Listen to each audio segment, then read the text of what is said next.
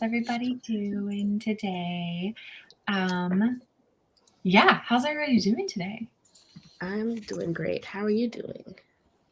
I don't know how I am. Catherine, how are you?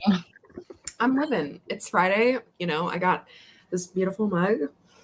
I have to clean my room, so I need these sprints. Cheers, everybody. Are you ready? Cheers. My mug is in the dishwasher. We had a whole thing. That's why it's in the dishwasher, because it was dirty. Pre-coordinated. Well, someone's got to be in trouble, so it's on brand that is Devasia. Wow. Okay. Well, thank you so much to Miranda for sending everybody. Basically, what it was is. How are you holding your mug? Why are you getting that picture? Why am I getting this tomato? Huh? What? Oh, You're I'm holding it the other right-handed, way. and she's holding it left-handed? You? Am I? No, wait. Am I? Never mind. Wait. Moving on. Anyway, is one of us inverted? No, I am holding in my right hand. I'm holding it at my left. Why? That's how she's getting a different picture. Yeah. And then if I hold it in my right hand, this is so invigorating. If I hold it, get this. Oh, look, you can see my. Don't know why you're gagging. Okay, yes, because now I'm holding it in my right hand. Okay, we're fine. Solve that mystery. Having a stroke. It's fine. It's fine. Basically, what happened is Miranda, in all of her generosity, got one of those mugs for Katie for the NaNoWriMo gift swap, and the three of us are jealous little bitches, and so we were like, excuse us, ma'am, and she literally bought 3 more and paid for shipping and everything, and sent it to us. So. This is our Miranda appreciation, except Devasia decided not to participate for some reason. I don't know what her issue with Miranda is, but Miranda, I love you. You're amazing. It's in the dishwasher. Also, not to be the writer of the group, but we're envious, not jealous. Oh, pardon. Yes. Yes, you were envious of it.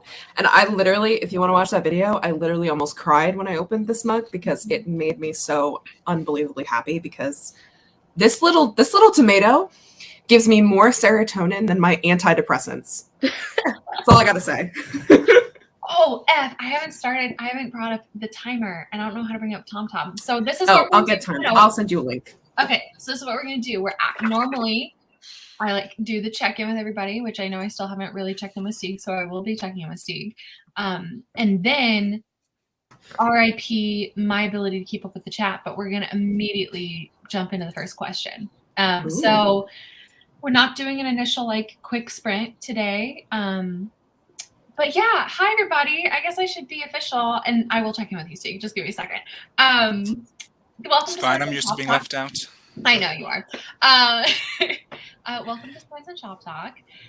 This is basically my version of the Trouble stream because I get really stressed out when there is unstructured chat, and so I come with pre-created questions all on a theme, and usually, hopefully, they are more about writer life or book life or whatever, and then I force you guys to answer them all and talk about yourselves, and then at some point I have a nervous breakdown about how far behind I am in the comments. So Stieg, how are you today? Doing good. Awesome. Okay, so Michael is here, Crystal is here, Danny is here, who is very tired. Crystal and Danny are talking about D&D, Critical Role. Jessica, the shade of Good Morning Friends, and Stieg. That's Stieg's bit. Wasn't that always Stieg's bit first? Good Morning Friends and Katie? Mm-hmm. Well, looks like the tables have tabled. How the turntables have tabled. Yep. So I wanted to address this. If there's anyone who feels called out by this Sprints and Shoptalk topic, just know that you are not being called out. The person being called out specifically is Catherine. Yes. So that she was the inspiration for this. And it wasn't even a call out. It was more of just, I know that this is something Katie's going through, and I couldn't come up with any other Sprints and Shoptalk topic. So this is how we got here. We're going to make Katie suffer. So. You love talking about yourself, Katie. Don't pretend like you don't. Not when I'm struggling. I like to flaunt my prowess and brag. Fair enough. Let's see. Marta is here. People are just in general discussing their vibe of for this Sprints and Shop Talk topic. I also felt like it was appropriate because we're 5 days into Nano. I feel like just from what I've seen on the Discord, there seem to be a couple of people, not even a couple, there just seems to be kind of like a vibe around it where I'm not sure, maybe we just need to have a talk about how we can refine our focus or if it's even necessary, So Marta said, I still have 2.5 hours of day job left rather than the usual 45 minutes, all because of daylight savings. So might have to keep you muted for most of this, which makes me very sad, but here to boost your watch time. Very sweet, Marta. And of course, you can always, if you have us muted, but you see the banners up, the question banners, you can always answer the questions in the comments, and I'll just know not to ask you any follow-up questions. And then you can come back and rewatch and see how we, interacted with your answer to the question, if that's how you feel, if that's something you feel like doing. Anna asks, how is it Friday? Well, Because yesterday was Thursday. The Earth turned, the Earth has this like angular momentum where it's anyway, I'm being dumb. Madison's here. Hi, Anna is here. Yes, the mugs. The mugs are so cute. Devacious hair is so cute. It is. Cute mugs. Love the mugs. It's a mood mug. When you're productivity Tom, left hand. When you're party Tom, right hand. Oh, that's cute. And sometimes if you're just chilling, Tom, you're like this. Yeah, because when you just need to relax. Genders, productivity and party. Hands. Perfect. Yeah. So I put in exactly bare minimum. No, the bare minimum would have had a blank spot or a blank box. You put in some effort. That's true. And my box was blank. Can I call you out for a second, Wallis? For it. Yeah, absolutely. Wallis, for some reason, connected this account, the Troublemakers, to her Wallissimo. And if she hadn't done that, she would have already had a pre-made description with all of our links and the Discord link, because that's what I did as social media manager, as well as have all the brands, all of the stuff that basically, makes this channel. But alas, no, she had to make it on the Wallissimo kind of thing. So you would have had a great description, but... Bummer. Yeah, I am a boomer with technology, and I wasn't sure what I was doing, and I thought I'd figured it out, but apparently not. But yeah, that's one of the reasons why we were so late. Even though Steve was the last to arrive, he arrived before things actually needed to start, and then it took me about 8 minutes to have Katie panic send me the intro and outro. So. Because I didn't want to have Wallissimo show up like the soft little guitar music, because I felt like that would confuse people. And Jess says, Steve, don't be mean to Katie. Half of our shared brain loves her. Jess says, I've been away from y'all for a whole week, so I agree. How's it Friday? I know that is crazy. That a week ago, Katie and I were cleaning up the cottage, or not Katie. Katie was hopefully just enjoying herself. Oh, sorry. I didn't mean that as a call out to you. That was more of my brain being like, no, as a hostess, I would never have allowed one of my guests to clean, even though, I think you did sneakily help me in a couple of ways. After I forced her. That is not true. That is not true. Devacia was here. With the throwing. You made one comment, and then Katie was like, she told me not to, but I guess I'll do it anyway. Yeah. Katie, you reminded her with the throwing of the fruit, and that was a fun time, and we've decided that if Written in the Mitten happens again, the throwing of the fruit as the last thing is going to become the tradition. It's the opposite of a rite of passage, like a leave of passage. Yeah. I don't know what to call it. That's something like that, yeah. So Miranda says, if the world could stop turning for a solid 4 days and break, that would be good. I think we would. How would gravity be affected by that? I don't think it would. Gravity still exists because the mass of the Earth is still there. So but what does the turning do? The turn creates the day-night cycle. It's just a flavor. There's some. Didn't we also get I don't know. Look, here's the thing. I'm sure there's a calculation you could do to calculate the act of this centripetal force from that turning. I'm sure there is something there, but gravity is not from that force. Gravity is because of the Earth's mass. So I don't know if the centripetal force of the rotation is strong enough that it would feel like it has some form of effect on this, but I do have a question it's related to this. If we did stop turning, our magnetism would stop though, right? So how long would be last? That's if the core stopped turning, which like I don't know if the core turning is part of the Earth rotation. Like the core has core turns? Yeah, the core has This its is own brand new information. I just assumed it turned with the Earth. I listen, you're the one who actually went to college for this shit. I believe you. Well, I'm just but shocked. it was a while ago, and I'm pulling my information from this movie called The Core, where the core actually stopped turning, and it like Not your college degree. The core stopped turning, but the Earth didn't stop turning. So I was like, okay, so those turns must not be connected. Wait, okay, sorry, this is so not sprints and Shoptalk. During our next. Right, I'm going to be researching all of this. Okay.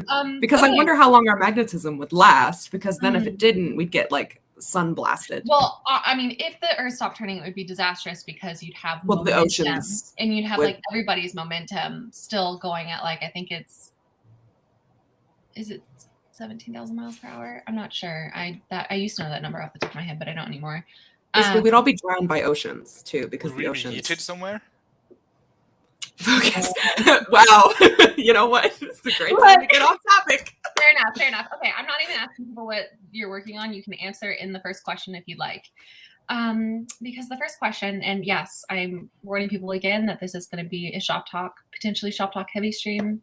We're not even jumping into a first sprint. We're going to immediately start the first question.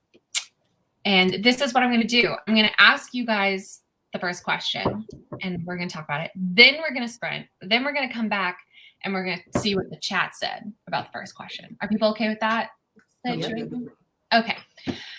So the first question of the first Sprints and Shop Talk on the new Troublemakers channel is, what is the current state of your focus this November? What are you focusing on? And how strong is that focus? And Grape, you're in the hot seat this week. Your first answer. Well, let's start with what I'm focusing on. Last year around Nano, I started a secret pantsing project that was solely intended to be pantsed. And somewhere along the way, I found out that I am no longer an effective pantser, so I had to plot it. Now I'm focusing on finishing that. The current state of my focus this November is it's mild, it's mid. I've only set a goal of 20,000 words, so it's like it's easy to hit the daily word count, but I find myself like slogging to get there, and I'm not doing it until like 11:30. But have you hit the word count every day so far? Yes. Like I've hit the word count I should be at every day, but I haven't hit the daily word count. Does that make sense? Yeah. Yeah. So do you think that your slogging is caused by maybe doing it every single day isn't really for you, and instead maybe you should try like having 2 to 3 days a week where you try and hit a higher word count? Maybe that would work better for you. Like have you I mean, I know it's only 5 days into Nano, so maybe it's not totally time to be switching things up, and especially if you're already hitting your word count. There's like the old adage, if it ain't broke, don't fix it. But to me, I think, from your description of it, it sounds like the passion isn't there. So have you like done any bit of soul searching about that at all? I think I'm definitely like more of a burst writer as opposed to an everyday writer. Okay. But the way my mental illness is set up, who knows when there'll be like a good couple of days. So I would just prefer to get, 200, 300 words every day as opposed to waiting for a good burst day, I think that's fair. But what if you like, when you are feeling bursty, I don't like that. have you had a day like that where, or is it just in your head that, sorry, I just got distracted by a comment. Do you have the plan that if you are feeling particularly inspired one day, you're going to try and overshoot and do a couple days all at once, or? Yeah, definitely. Because a minor goal is to get it done by the 1-year anniversary of me starting the project, which is the 17th. So like if the opportunity arises where I can bang out a couple thousand words, then I will definitely take it. But for now, I'm just taking what I can get when I can get it. And it's been in like 300 word spurts. But I mean, I think it's so awesome that you've made it 5 or 4 days, because I don't know if you've hit your word count for today, but you've got 4 days, and that's, you know, the start of a good streak. And sometimes the streak is enough to keep you going, you know? Yeah. So, but do you feel any sort of change in your momentum right now? Do you feel it's like flatlined and so this is something you can maintain? Do you feel like it's ramping up the more days you get behind you? Do you feel like it's getting harder and harder? What's your feeling? I think I'm gonna be on an upward trend Okay. because for the first couple of days in Nano, I was kind of just rehashing stuff that I had already written, but like adding to it, making it better. Mhm. But I finished the last of my like pre-written scenes yesterday, so I'm gonna Okay. be writing fresh, like new chapters. And I think that's one of my favorite parts of drafting is like the newness of the chapter. Mhm. Mhm. The beginning of the chapter is the easiest part for me, and then the deeper I get into a chapter, I'm like, oh my god, when will this end? How do I end this? That's so interesting, but I also think that's such a kind of blessing because I think a lot of people struggle to begin new scenes and new chapters. So I think that's awesome that your brain kind of is flipped and works the other way. Yeah, awesome. Well, I'm glad that even though there are meh aspects about it and that, you know, the writing is happening late at night, that at least you're not like totally derailed or anything like that. So that's good. Yeah. And that you are on an upward trend potentially. So that's awesome. All right, Catherine. Hot seat. Very hot seat. Very. Hot seat. What is the current state of Ugh. your focus? What are you focusing on and how strong is that focus? Okay. Well, you know, how can I deflect this? Sorry. No, I'm kidding. I'll start with what I'm focusing on is I'm focusing on outlining the witch book and working and prepping that. And I've obviously, I've started a flash fiction project where essentially I've picked 30 words, one for each day. And Wait, I have a question about that. Did you pick those words or did you like find that list somewhere? How did you pick those words? Well, I opened up a blank page in my bullet journal and started writing down words that I really like and I aesthetically please me. And then I started to put them in a random order and then I made a Canva thing and that the makes rest so is much history. more sense because I was like, wow, this list was like made for Katie with like blood and like bone, church, snow, like yeah, yeah, I made it myself. Yeah, okay, that makes way more sense. Anyway, You could sorry. say it's tailored to your taste. You really could. Which that's why I did it because like I was looking at a couple lists online and I just found them like I was compelled by a couple of the prompts, but I was like, I feel like I'm gonna struggle on a couple of them. And the whole purpose of this isn't to push myself. Oh fuck, my computer's about to die. Hold on. Okay, well then we are gonna switch things around. Stieg, what is the Hi. current state of your focus this November? What are you focusing on and how strong is that focus? What I'm focusing on is probably the easiest to answer. I'm still writing my space opera with little science and a lot of fiction. Always good, always good. The focus is, as always, hanging on by a thread. What do you mean by that? Go deeper into that. Well, it all started when I was born 33 years ago, and my mother chose to not have me diagnosed with ADHD, and now I suffer the consequences of that as an adult. But I've always struggled with focus, and I feel like this is gonna sound stupid, but like the pressure is on in November to kind of perform, and when you struggle 11 months of the year, like that 12th month isn't going to be like amazing focus wise. And so I try not to overcommit to Nano, but I usually go full in and then it just dwindles within like a week anyway. And then how, oh, sorry. No, please go. And then I already have like other things that kind of I have to do as opposed to my writing, which I don't have to do, but I also like my nephew was just born, so I want to spend time with, them, and I have this application thing to work on, and then I'm beta reading, so it's a lot on the plate. So I guess my question for you, since you're saying that this has been kind of a truth about you your whole life, is just a more, fractured attention.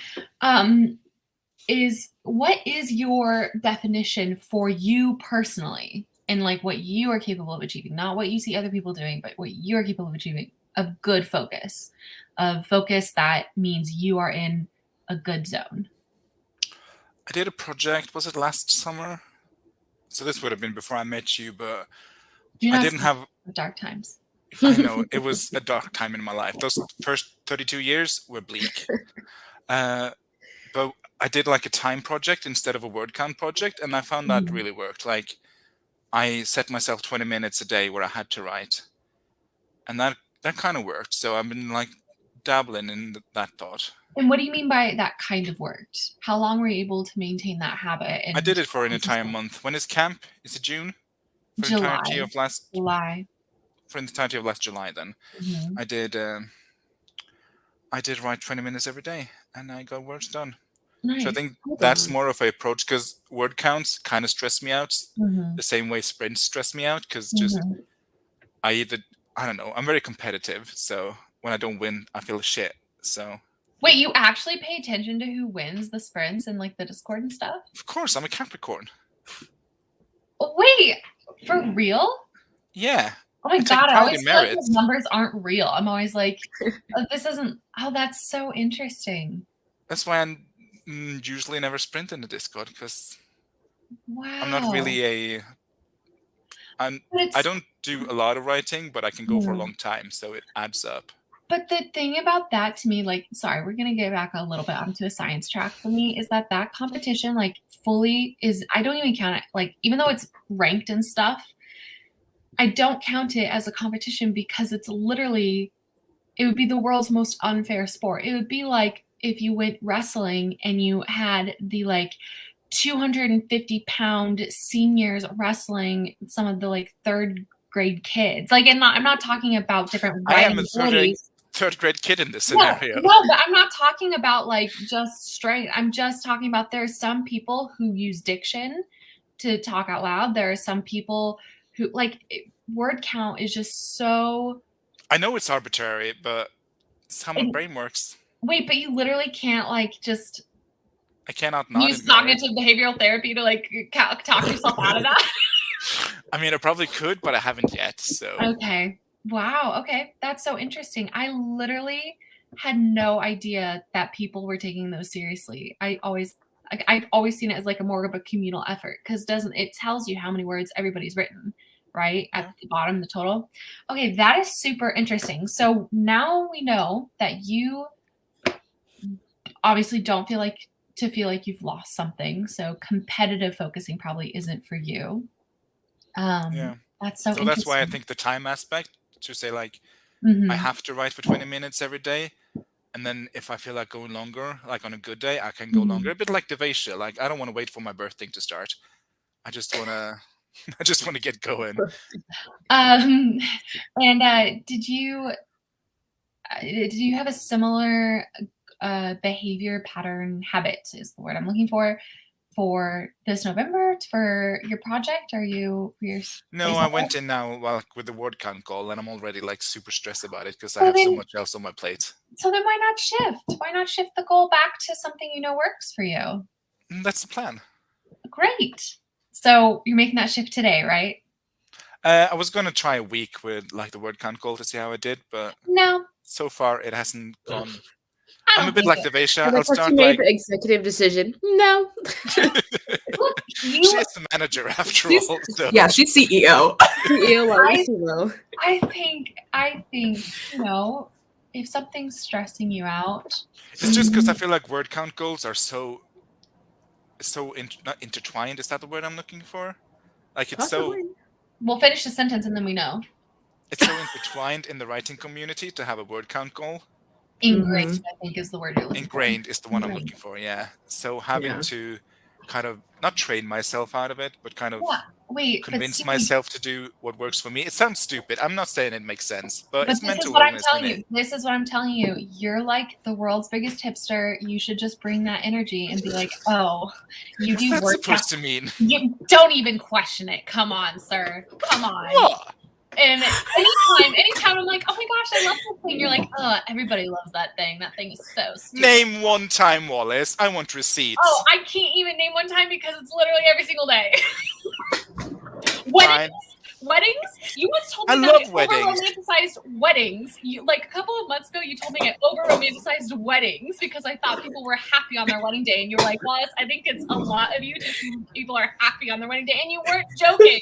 You were being 100%. Yeah, that's not a hipster. That's being depressed. There's I a know. difference. I was so concerned for Is you in that moment. Is there a mean- difference? I was Now that I so say it out loud, concerned for you in I'm that not moment. sure there's a difference, but I just think people are depressed and stressed on the wedding day, and if that makes me a hipster, then I guess I am a hipster. You're a contrarian by your own admission. So maybe, maybe be like, oh, doing word counts is so mainstream. I'm gonna be the cool person and do minutes. I think you should. I think you should make that switch because you have data that works for you. You did it for a whole month, and also I think that that's just better for your lifestyle. Right? Yeah, but then I'm also very competitive, so I'm like, I can win. I can beat Madison, but I can't. No, I just have the Which audacity to think I Which can. Madison now is considering lying on the Discord sprints. Yeah. What? I was about to reply to that, Madison. Don't do it. No. Don't do it. Don't do it, Madison. no, Madison, no, do not do that. You are always such a motivates source of me. inspiration. I'm switching to Yeah, it minutes. motivates me as It's well. fine. It does. It's like, wow, damn. She's working. I gotta work too. Yeah. Yeah. I'm not saying. I mean, this is all in my head, so it's me. I'm the problem here. Absolutely. But I'm not saying, it's never helpful to be like, oh, this is the way I think, and have someone be like, well, you shouldn't think that. But we're just, like, how's that helpful? But this is why we try and strategize and come up with different ways for you to work, so that way you don't feel stressed out. You don't feel like you're having to achieve something that this type of achievement doesn't work for you. And the ultimate goal, right, is to get this book done by the end of the year. And that should be the thing that you are holding yourself accountable for. If writing a word count every day is going to be stressful enough that you could see it pushing you into a slump and you stop writing, that is then not serving the ultimate goal. The ultimate goal is not to beat Madison in the Discord sprint. The ultimate goal is to finish your project. So do it in a way that serves you, that serves the project, and just let that be. Does that make sense? Yeah, this is getting too real. Can we go over to Catherine now? No, this is the point of Sprint and Shoptalk, and I'm so excited because I feel like I never have enough to say to you because I feel like you never relate to my Sprints and Shoptalk talk. So I'm glad that you've gotten some special attention today. I'm very flattered. Should I do a Flattery will sprint? get you everywhere. No, Catherine, don't even. I will literally not even sprint at all this shop talk if it means no. I will. New KU deflection method unlocked. I laughed at that so much. Yeah. My laptop was legitimately dying. But Stieg, how are you feeling at the end of this first question? Do you feel like you're gonna make a change? Do you feel like you're still gonna try and get 7 days in a row of word count? Because if that's important to you, do it. But I just would recommend really questioning what is actually important to you. Important to me is to finish the book by the end of the year. That's Okay. that's the ultimate goal. So if I have to swallow my goats, that's not what that's called. I like that though. That's the new get off my That's not an casket. English expression. That's Swallow my Norwegian. goats. Never mind. Ignore What's that. a Norwegian? What does it mean? Explain it. To swallow your goats, to swallow your pride. Oh. I love that. Oh, Love that's that. fun. I don't know where we're so prideful of our goats, but anyway, if I Oh my have gosh, to like I feel like swallow Well, I mean, a few- goats are the symbol of Capricorn, so it makes sense to me. Oh, that's Yeah. fair.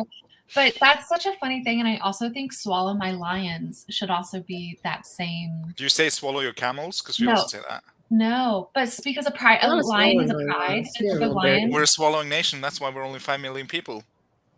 Oh my god.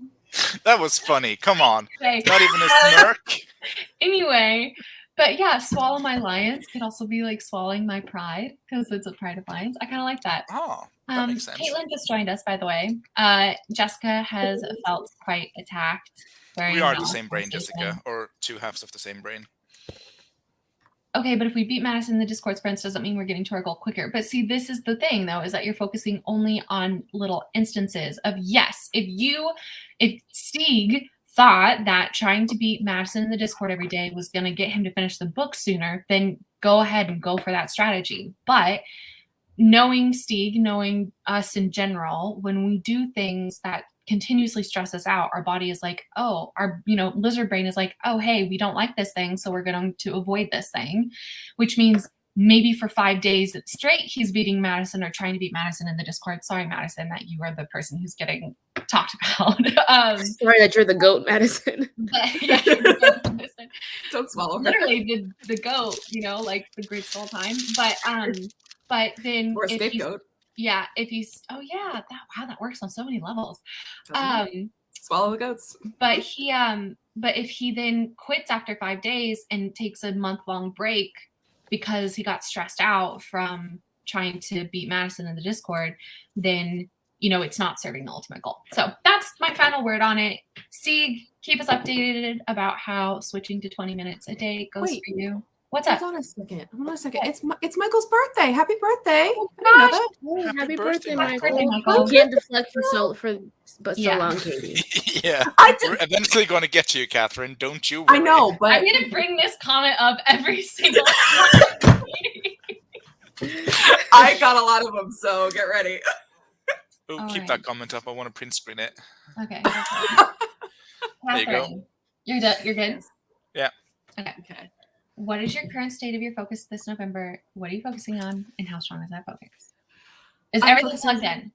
Is everything? Yes. Do you have your cup of water? Are you good? I guess. Okay. I have my cider, although I'm rapidly running out because it's very delicious. So my focus for NaNoWriMo, or November, I guess, is I'm doing a flash fiction project. So I'm writing a flash fiction every single day to a prompt that I selected because that's me. It's all about me. She's the main character of her own story. She is. So I'm doing that every day. And the focus of that is it comes and goes. It ebbs and flows. Like once I get into writing the prompt, it's like you can't pull me away from it. I'm very focused because I love drafting. And I forget to take care of myself when I'm like in it. So it's a good thing it's only like 1,000 words a day. Although they've been increasingly getting longer, so I'm a little bit worried. But anyway, so the focus is strong once I get into it. Instagram has like a 10 picture limit, and so you have to get your story to fit on the 10 slides at least. That's your ultimate. There you go. I know. I was really close with this last one, so I really think 1,500 is the max that I can go. So I can fit on the slides for Canva without it being like two millimeters large thing. I don't know what this means. The Sagittarius energy. Oh, okay. Yeah. And we're moving on. And yeah, that's how strong the focus is. So it like comes and goes. But if I'm not like set in on it, I'm just like sat doing jack shit. So how's your focus with outside, with like other in general? You said you're just sitting feeling like Jack S, like Jack Poopy. I'm sorry. I'm just The saying word shit is too controversial for you? I have to just like take a minute to process what you just said to me. New deflection method unlocked. Wallace absolutely just frazzling my brain with some weird shit. I'm sorry. What do you I'm just following up because I feel like you spent a lot of that talking about your short stories, which is awesome. Yeah, that's my but I feel like, I'm sorry, now I'm going to scroll all the way back up, even though I was just there. That in of itself was a deflection method, right? Can you talk about? Well, you know what? I'm not going to push you to talk about. No. I want to know. Well, no. Let's I want to get know to the root of the problem. Yeah. I want to know what you're trying to get at. Okay, Like, so just my stop me around the question bush. I guess my question is, if we're going to go full on press the hot pan on Katie, or like Don't press hot pans I on don't me. fell on the rocks. I don't know. I was just in Salem. What happened to that guy who got pressed with pressure? All his organs spewed out of his mouth. I feel like in October you made several separate announcements of what you would be working on in November, and none of those were 31 days of short fiction. So I just want to talk about that. Yeah. And that, what's going on there with your focus? I just can't seem to figure out which project I want to focus all of my time on. It just, I mean, I talked about this in my blog. I just think I have a lot of projects that are in the same stage of development, the stage of development that I hate the most. Like my literal least favorite part of like writing in general and the craft is putting the puzzle pieces together. And literally every single project I have to work on is in that stage. Not Gay Murder Town. You're right, not Gay Murder Town. You're right. That one is the outlier. However, there's the small little bit of my brain that's like, if you work on Gay Murder Town, you're not actually writing because it's never going to be published. It's never going to be seen the light of day. Like literally no one will ever read it except for you guys. Think Focus for October isn't actual writing? Rude. That's in my brain. That's the toxic productivity part of my brain, Wallis. It's my workaholic part of my brain. Because if I'm not working towards my goal of being a published author, I'm worthless. So that's heavy. You're priceless to me, Katie. Well, you're priceless to me. Even books that you start and write and finish with the intention of being published may never see the light of day. So true. But they may see the light of day. Going on and getting even darker. I'm just saying, like, you know, I love it. Can't control which books pop off in publishing. So I mean, you're absolutely right. But at least with them, there's the intention that they might. With Gay Murder Town, it will never. Like, I know for a fact it will never, because I don't want it to. Like, we've had long conversations about why. And then no, I would get sued by Nora Roberts. No, you wouldn't. I would. No, you wouldn't. Because then it would be fan fiction. You just don't monetize it on Wattpad. Put it on AO3. AO3 is a good point. Look, all I'm saying is that if 50 Shades of Grey can happen, Gay Murder Town can happen. I know. That's what I've been saying literally since what? April? I know, but there's a lot of other reasons why I won't publish Gay Murder Town in the way that 50 Shades of Grey was. Like, that we've talked about, and I mean, we could talk about it, but like, it's a tangent off of focus. Gotcha. So I might. No spray. Ooh, Katie reflecting back to herself. What is this? Huh? Katie's like, let's stay on topic. I know. Well, because that's a topic that literally will like take us way out of town, like all the way over. Like that's all the way in like a different state. This topic of why I personally don't feel comfortable like making money or publishing the book. That's beyond just the fact that like the plot's ripped straight from Nora Roberts. Watch out. And I just would like to first interject that, Michael, I did make a disclaimer at the beginning of this stream that it was going to be a long first bit of conversation. So no, with this energy, sir. It's your birthday, but you don't get a pass. Yeah, you get a pass. It is my birthday. It's tomorrow. So happy early birthday boy today. Maybe it's like a birthday week thing going on. Yeah. I know some people do that. It's very Scorpio energy. Oh my gosh, wait, is it today's my cousin's birthday or was it yesterday? Anyway, so we have obviously more questions on focus to get to, and we have people's answers in the comments, but I think I kind of don't want to sprint, to be honest, you guys. We have to do at least one sprint so I can get my mug, so I'm not the only asshole without a mug. Okay, we'll I have to get more cider. Should we just do one really long sprint? Or should we just do 3 very quick sprints? Like to help. Can we do a 20-minute sprint so I can get my daily count in? That's so okay. Yes, for you, Steve. I will do that. In fact, we'll do a 21-minute sprint, so you've got like a minute to like compose and get just in case. Okay. So let me share my screen for TomTom. That is not what I meant to do. Nicki Minaj. Ladies and gentlemen.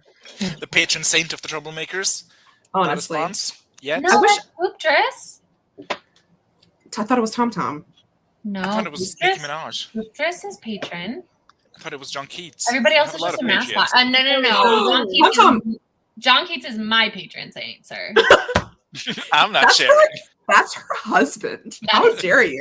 that is Oh, I was not invited to this wedding, so I do not recognize it. In the It same was in Steve. 1800. is actually the year he died. The year he became Ghost John, which was 1821. 1821. Okay. I hear Katie also wasn't invited, so. I wasn't alive.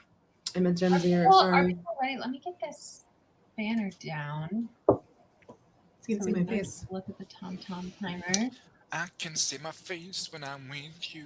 All right, a 21-minute sprint specifically so Steve can get his words in. Good luck, everybody.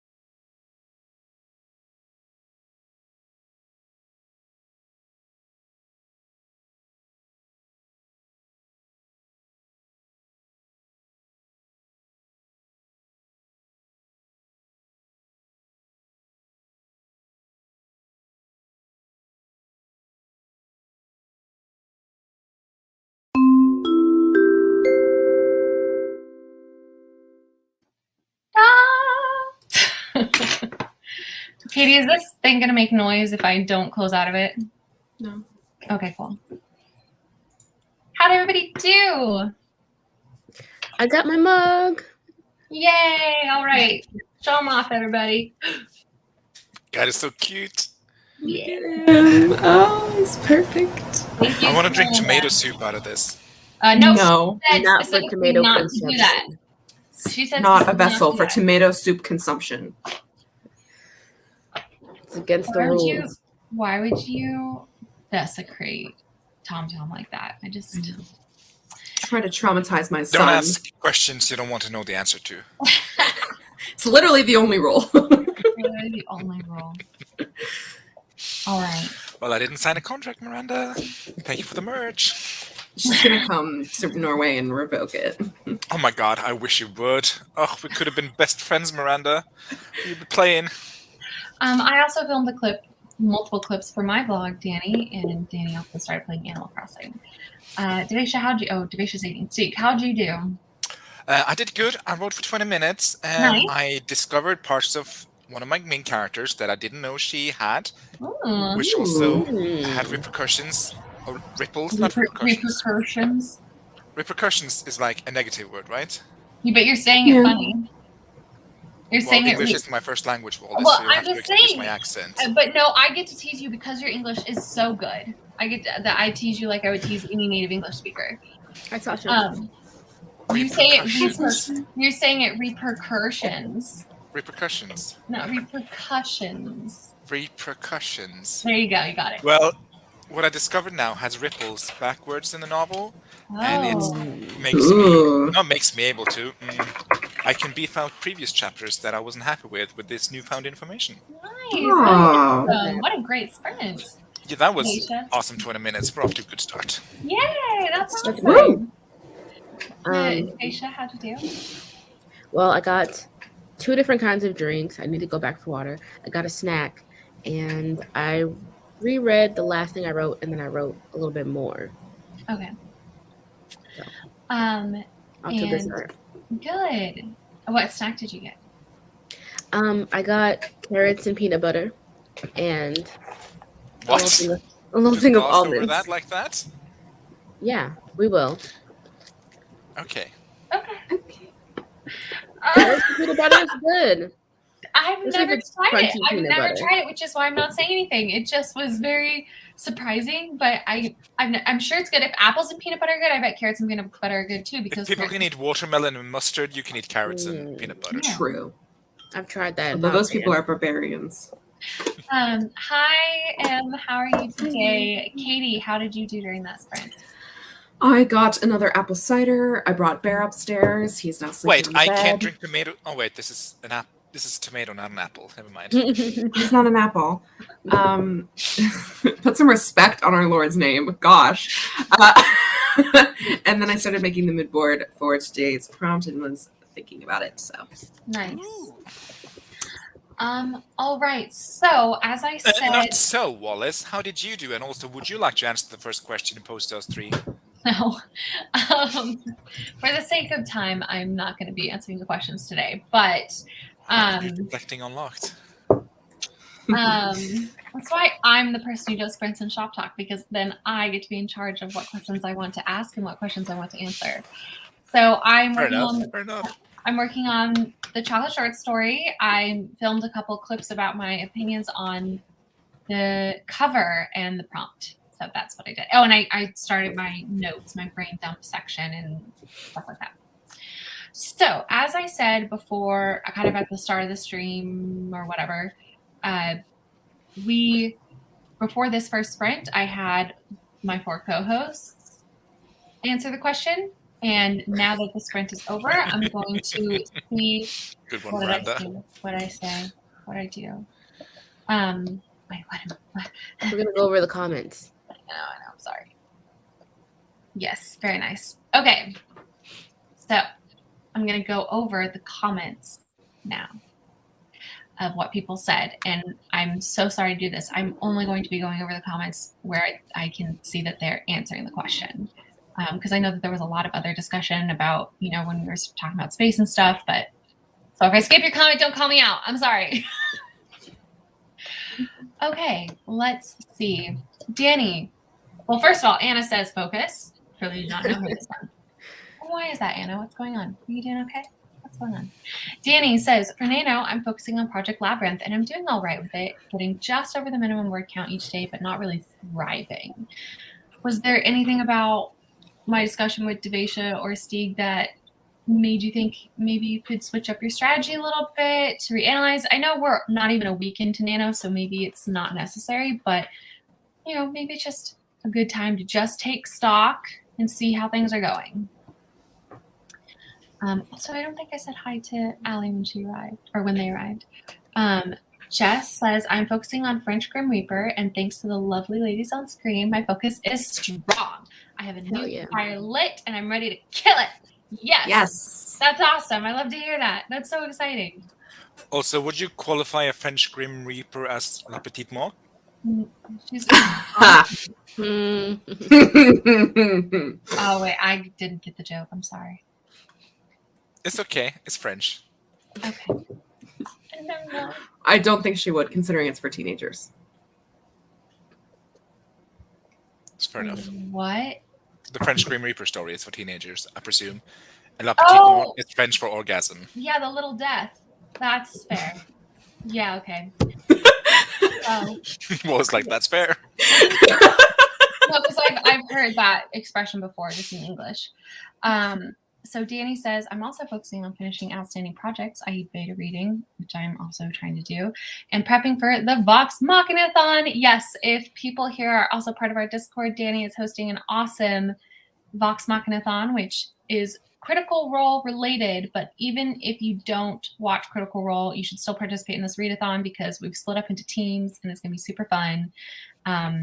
But Team Vax is specifically application only, so it's very exclusive. Hi, Violet, my favorite basement rat. I hope you're having a good day. I miss your face, and I want you to know that.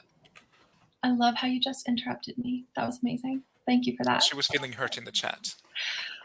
What? Oh my gosh, people are so demanding. Let's see. It's not easy being a CEO. No, it's not. Michael says, for November, I'm focusing on War and Peace, and that focus is quite good right now. Knock on wood. Amazing. That's awesome. Crystal says, November, I'm focusing on school stuff and my mental health and not Nano. We applaud.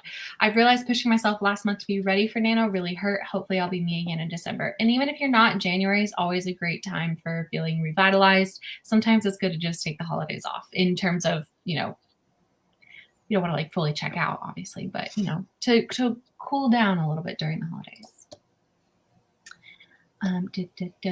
That's a beautiful time. There's always the next month. Well, for me, this is the best time of year because January is so powerful. January 1st is so powerful. So if you hit it right, if you start right on January 1st, it really can set you up for that whole month. Not the whole year, but the whole month. Okay, it says all the word count goals. I don't think this strategy of answering in the comments later was good, actually. I think for the most part, that's everybody's answers to the question. I apologize if I skipped over your answer. Wow, what is happening? Caitlin said her focus is hit or miss so far for Nano. She's only worked on her project 2 of the 4 days. Interesting, Caitlin. Yeah. Why do you think that is? Earlier, I think you arrived after a conversation with Devasha and Stieg, but yeah, is it time to rethink your strategy? Is it time to take into account better goals? I bet, again, it's only 5 days into November. And also, it's a question I asked Devasha is, do you feel like your focus is ramping up, petering out? Is it kind of stagnant? Let us know. Okay, I think this is where I was because Miranda said new walls deflection mode unlocked, and then actually the oldest walls deflection mode blew up, and that's correct. And then Lexi arrived. Hi, Lexi. Hi, Lexi. Hi, Violet. We Hi, tried. Violet. We tried to. Hi, Kristen. Hi, Sasha.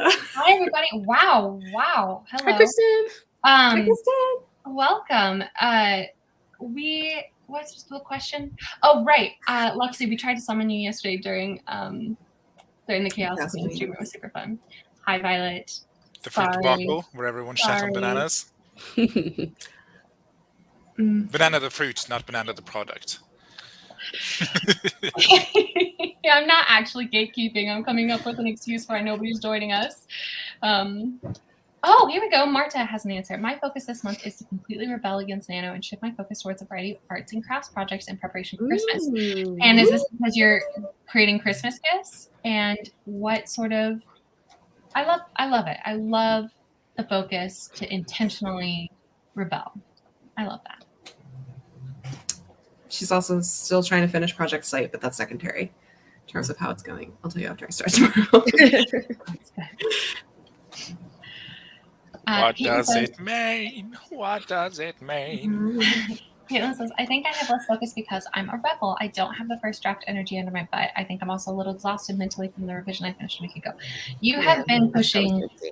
Yeah, you've been pushing so hard for so long. So it's, I can understand why this is now a little bit of a downturn time. And maybe that's something you need to honor and maybe take an intentional break, right? Because when we take breaks because we need to, but then we're stressed about the fact that we're not working, that's not really a break because your brain is still stressing over it. And I'm also saying this to you, Katie. She tried to hide behind Tom. Yeah. Ross is like, nope. And yeah, I think taking intentional breaks is a legitimate, important part of the writing process and is not slacking or being lazy or, well, anyway, sorry. Katie, clearly Katie and I have had lots of discussions before. We tried to summon you. How did we try and summon you? It was very we said bananas 3 times into a mirror. We put bananas and weed in the pentagram. Yes. Laura says, and the California flag. Laura says, get ready. ready. Just Sasquatch. Sorry. Well done. Yep. Okay. Laura says, get ready to query Seeds of Doubt, my middle grade horror. I've written the query letter and synopsis this Nano, getting beta reader feedback this weekend to incorporate, and it's good to go. Amazing. I hope you have such an amazing query experience. But if you don't, we really should make a thing in the Discord for people to just talk about. Well, I mean, there's the self-help. There's a self-help. Yeah. Feel free we can all give you hugs in there no matter what, to congratulate you or to support you emotionally when you need it. Marta says, we all know I only properly work on passion projects on the weekend. Fair enough. Madison says, my focus is to let myself be bad this Nano because this first draft turned into a 0 draft so quick. From lack of outline or skill, I don't know. What do you mean by be bad? Oh, like to be okay with to write badly. Yeah, I think that's fair. I think not that's put pressure to write good words. Madison is the bad art friend after all. I love this because it's also a strategy in of itself to maintain your focus on your draft, right? Like letting yourself be bad is such a great way of, taking off that pressure of perfection. So because again, always the goal.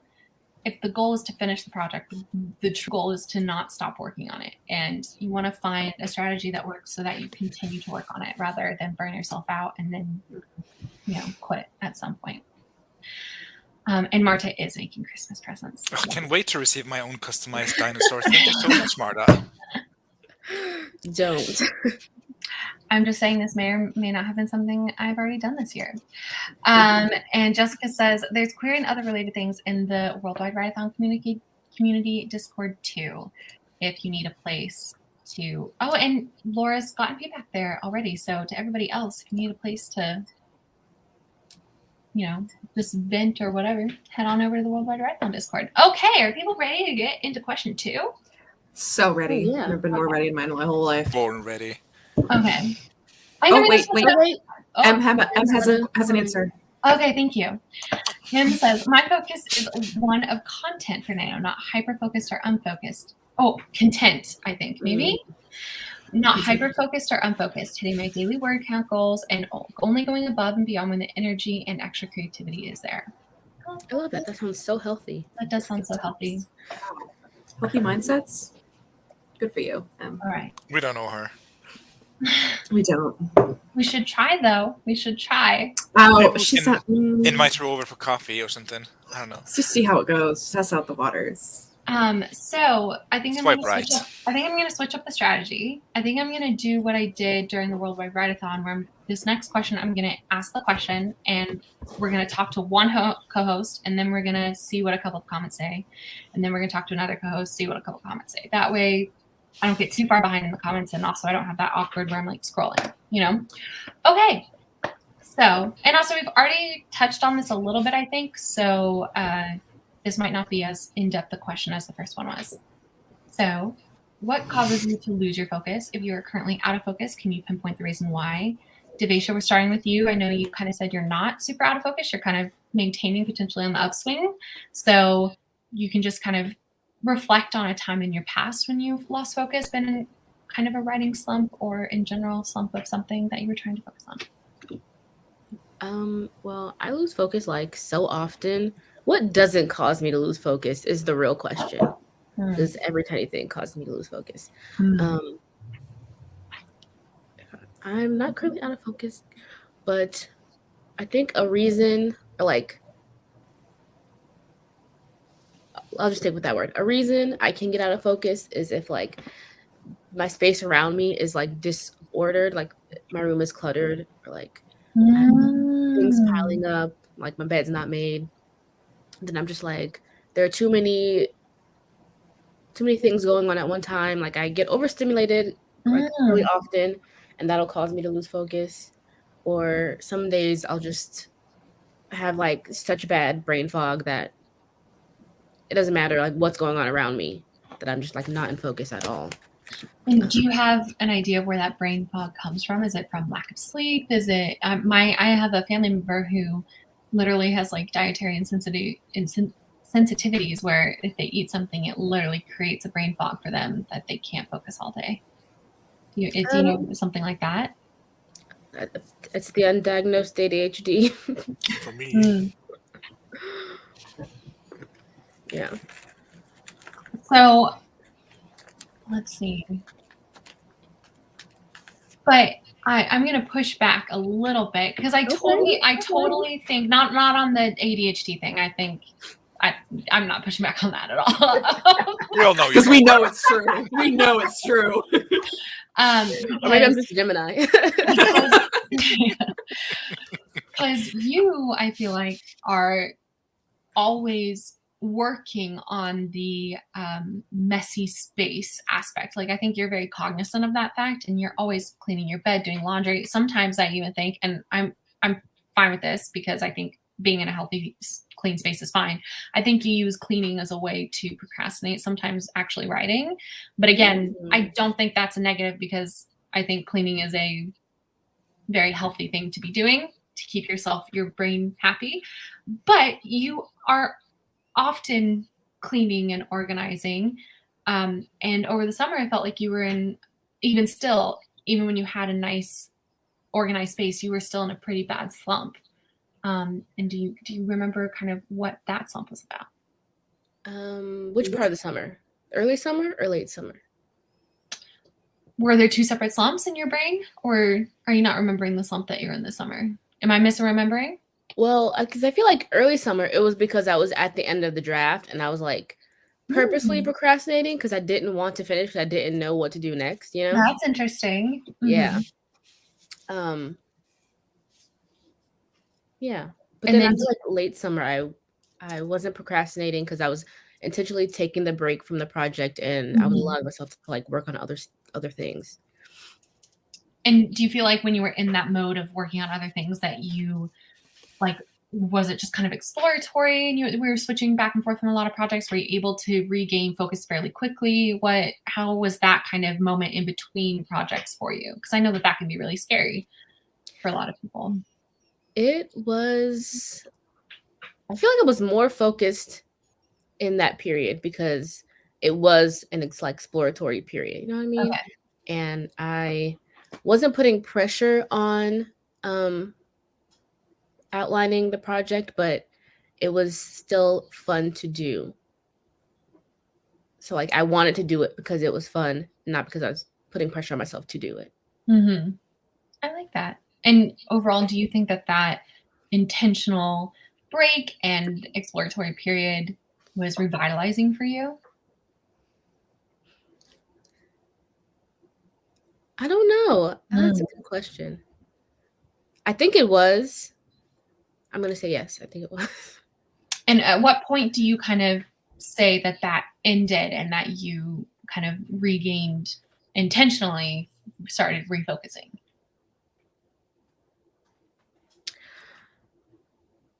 I'm sorry. Can you clarify your question? Yeah. So if you, because you're currently working on the story that you finished a draft of, didn't you? Aren't you? Oh, yes. Well, we're working towards working on it. Okay. Sounds good. You have like a plan in your head of when the working on it starts again, how that's going to go? Yeah, I do. In fact, I needed like another tiny break away from it to realize some bigger plot stuff. But now that I've got that like kind of figured out, I have a better idea of how I'm going to basically rewrite the story. Awesome. That's awesome. And when are you planning on starting that? I'm thinking December, but it depends on how I'm feeling after Nano. Gotcha. Because if I'm feeling all right, then I'll start in December. If not, then I'll start in January. Gotcha. I love that. All right. Do you have any other general thoughts about this question that you want to say? No. All right. Then I'm going to answer a couple of the comments. So, first of all, a Google Crates arrived. Hi, Nikki. Hey, Nikki. Everybody saying Hey, hello. Nikki. Bananas was saying, I have no focus because of work. Sasha was saying hello to Nikki. Everybody's saying hi to Nikki. The gang is all here. Yay. Okay, Jessica says, I'm not currently out of focus, but like everything causes me to lose ... Yeah. People coming in to buy hot tubs, just bringing around focus.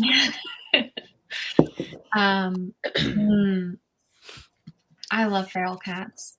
I don't know why, but I love them. Gemini focus is so strange. We are all over the damn place. I don't subscribe to astrology, so I can't. Wallis prefers real science. That's exactly what a Taurus would say. I prefer tarot cards. Lornetta says depression causes me to lose focus, feeling like something bad is about to happen, so I can't allocate energy to anything not critical to living, feeling like I'm in a holding pattern waiting for the shoe to drop. Yeah, for me it's less depression, more anxiety, but I get these really intense impending senses of doom, and that can last for weeks, and when that happens, all I want to do is just completely shut down, kind of get into a cave and not go anywhere, not do anything, not expose myself to any sort of danger. So that, and I think that's not really, something that can be counteracted with like smelling incense and stuff. That's a deeper thing that needs to be addressed in more intense ways. But yeah, and I think it's an extremely valid reason to lose focus. Miranda says, as soon as Grape said that, I was like, yep, ADHD. Wallace is like, lack of sleep, diet, no, brain chemistry. I mean, your lack of sleep and your diet affect your brain chemistry. They're all intertwined. So Marta says, taking on too many projects to the point where while working on one, the back of my mind, oh, Katie, interesting. Does this just seem relatable? While working on one, the back of my mind is wondering if it would be better, more urgent, more efficient, more enjoyable to work on a different project. I have that too. We're the same. Sandy says, I have a lot that I have to do. So instead of focusing on one thing and finishing it before moving on to the next, I find myself switching back and forth trying to get it all done. And then Marta, in addition, says, so then I end up working on nothing because I can't decide. This is honestly incredibly relatable. Relatable. Literally me all the time. Lexi has a valid question here. I think the better question is there any neurotypicals here? I'm just a hipster. This is so interesting. I just stroked out. Sorry. Reading the answer questions for the gift bag swap for AuthorTube, Kevin sent out this questionnaire Excel file with all these sort of, what's your favorite color? What's your favorite season? What's your favorite, food, etc. And everybody just filled in their Excel sheet. And so you could see everybody's answers. So I just think someone needs to do I just think it's so fascinating how many AuthorTubers' favorite color is green. How many favorite season is fall. Like they're so. Anyway. What? Don't kick me out the stream. They literally were. Demisha just said, "I hate the color green," and Steve just went, "I hate fall." So I was just like, oh. But I just think it's so interesting what kind of personality is drawn to not just writing, but writing and filming yourself and joining the AuthorTube community, And I don't know. I think that is fascinating because I don't think any of us are unique. I think we're all the same person, just different fonts. I wonder what everyone's Myers-Briggs thing is, and like doing a thing with that, because I think that's pretty indicative of like, how they're like certain Myers-Briggs types are like the writer. God, Katie, make that video. Hello, come on. Oh my god, it means I'd actually have to do like scientific research. Yes, so fun. Anya says, answer to the question, life, too many appointments during the week, another project that calls out to me. Sometimes I think I need to move to a cabin in the woods without human contact or internet to not get distracted. Okay, you would think that, but I literally just invited 3 people out to a cabin in the woods, and the amount of work that we got done over the course of 12 days was actually a little bit sad. A little bit sad. Hey, it was a test run. Yeah. First of all, it's a test run. Second of all, I feel like the creative energy we had on one night. No, on multiple nights. And it was awesome. It was 2 nights. It was multiple nights. Anytime we like discussed story, like after we saw Dune, like we had a long discussion. And like that's about craft. We were like literally talking about the choices they had made and stuff, We had a lot of creative. We also took a lot of walks of thinking. We did a lot of realizing. A single walk. It was the I took a lot of walks. Of realizing things. Yeah. It was the event of realizing. I'm so sorry. But first of all, hi, Cherry Panda. But like, have people seen this person before? Does this person know James? Hi, Cherry Panda. Wait. I think they mean they're writing, not the stream. No. I haven't even read the comment yet. I'm just asking about Cherry Panda, the username. Does anybody, have people seen this person before? No. No, I haven't. Why? Are you one of my family members? Because I have a family member who used to use this username. Oh my gosh. Oh my god. I'm Mom, is that now. You? Hold on. It's my first time writing something seriously. It's my first time writing something seriously, and I just never realized how slow it would go, especially since I'm forcing myself to write linear and get there. I don't think this is this person. Okay. No, if they say no, they say no. Okay. I apologize for being so aggressive about that. I was shook for a second. I was like, how the hell? Like, you didn't even find the Wallissimo YouTube channel. You found the Troublemakers. I was like, how? What? The algorithm works in mysterious ways. Welcome to the channel, Cherry Panda. Hi. I was like, oh my gosh. Anyway, this is gonna be the last comment before I get in contact. Before I touch on the seed. Caitlin says, in April and July, there were constant sprints in the Discord. It gave me the FOMO of not sprinting and forced the focus upon me. I love that. I'm glad that those helped somebody. Stieg, what causes you to lose your focus? Are you currently out of focus? Not to beat the old horse to the ground and melt him down for glue, but me too, like Devasia thinks. Isn't that the expression? I mean, never mind. Yes, but no. I don't think so. Sorry, it just took me a minute to catch up. That's what they do. Well, anyway, this is about me, Catherine, not you. Shut up. That's why I'm muted. But yeah, I also think I have undiagnosed ADHD, so that's mainly what keeps me from. Okay, but you can have that, but there are also things that trigger the lack of focus, right? There are things that cause you to lose your focus, right? Yeah, it's just usually it's my brain.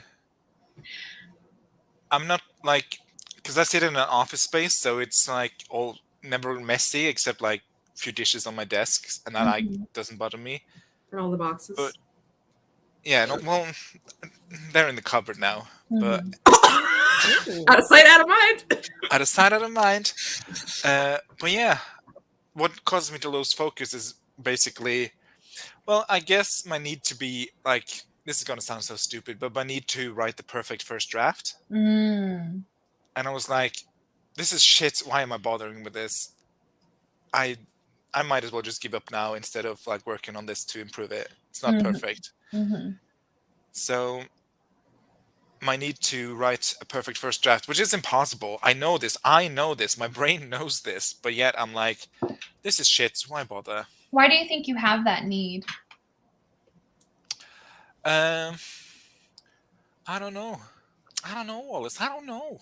Because if you just have the understanding, like, would it be enough to just relabel it? I think that's a lot of why a lot of people have their 0 drafts, right? Because it's a technique of relabeling to take the pressure off. If you know that no one will ever see it and the only person you're performing for is you, is it? I'm a very harsh critic, though. I think that's fair. But if you don't even give it the honor of calling it a draft, if you just call it exploratory, if you just call it, would that be enough for you? Or are you not able to trick yourself? No, have you tried? I can't really trick my brain like that, because it's like, you know how people like you do like rewards for like, if I reach my word count, I'll reward myself with this, and my brain doesn't buy it, because it's like, just reward yourself now. I definitely have that. And actually my trick is that I basically give myself rewards that I want, but I don't want so badly that I would have to have it right now. But also even though I said it too, I would push back on the idea that it's tricking your brain.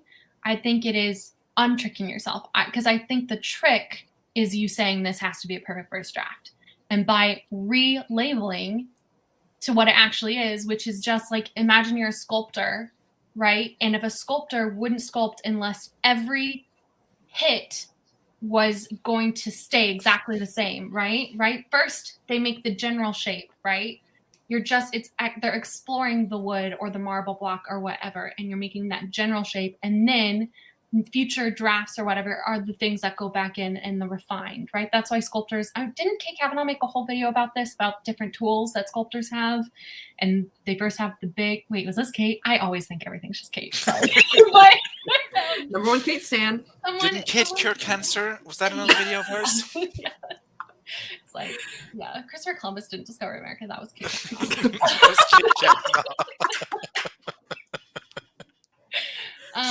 But yeah, I mean, I think it's because I spent my childhood like always being told that I'm so good at stuff, because I was like, I love to read and like storytelling, and I was good at school. Right. And then growing up and realizing that I have to put effort into stuff to actually advance in it. Right. Reach. But again, I was like, this is unfair. This is not what I signed up for. Just praise me, please. I don't want to do any of the work. I think, though, maybe a little bit of you saying, oh, I'm not capable of, well, I just think it's important to recognize that it's not that you're not capable of tricking your brain, is that you've already tricked your brain. You're currently in a trick. And the thing to work through is how to untrick yourself. Does that make sense? I saw that too, Devisha. Did somebody leave a comment? Miranda's latest comment. Oh, Jesus. Oh my God, I'm so far behind. Discovering a market.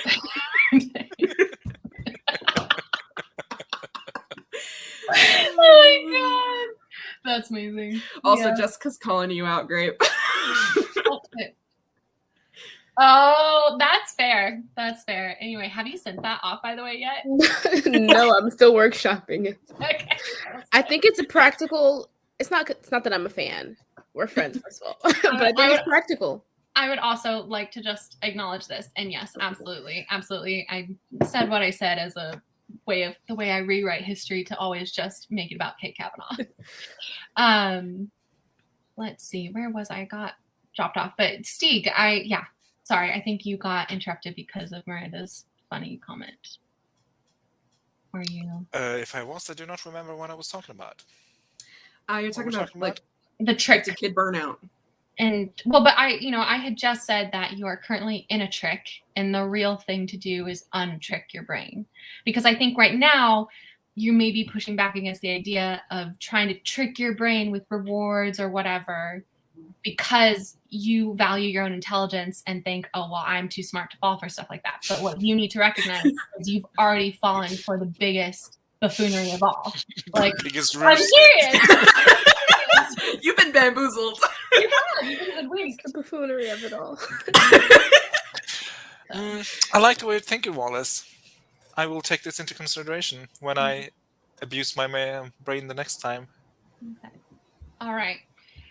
So now we're going to go to a couple more comments, and then it is Katie's turn. So M says, digital fatigue has been the hardest thing affecting my focus, especially since the pandemic. After doing work online for a day job, a lot of the time, sometimes I don't want to be at my computer anymore. Mhm. Have you tried writing? Writing? Yeah. It might be not as simple as that, but, you know, there's just in general fatigue. Or getting an Alpha Smart. I heard those are Ooh. good. Digital. Oh my God, this one is for real.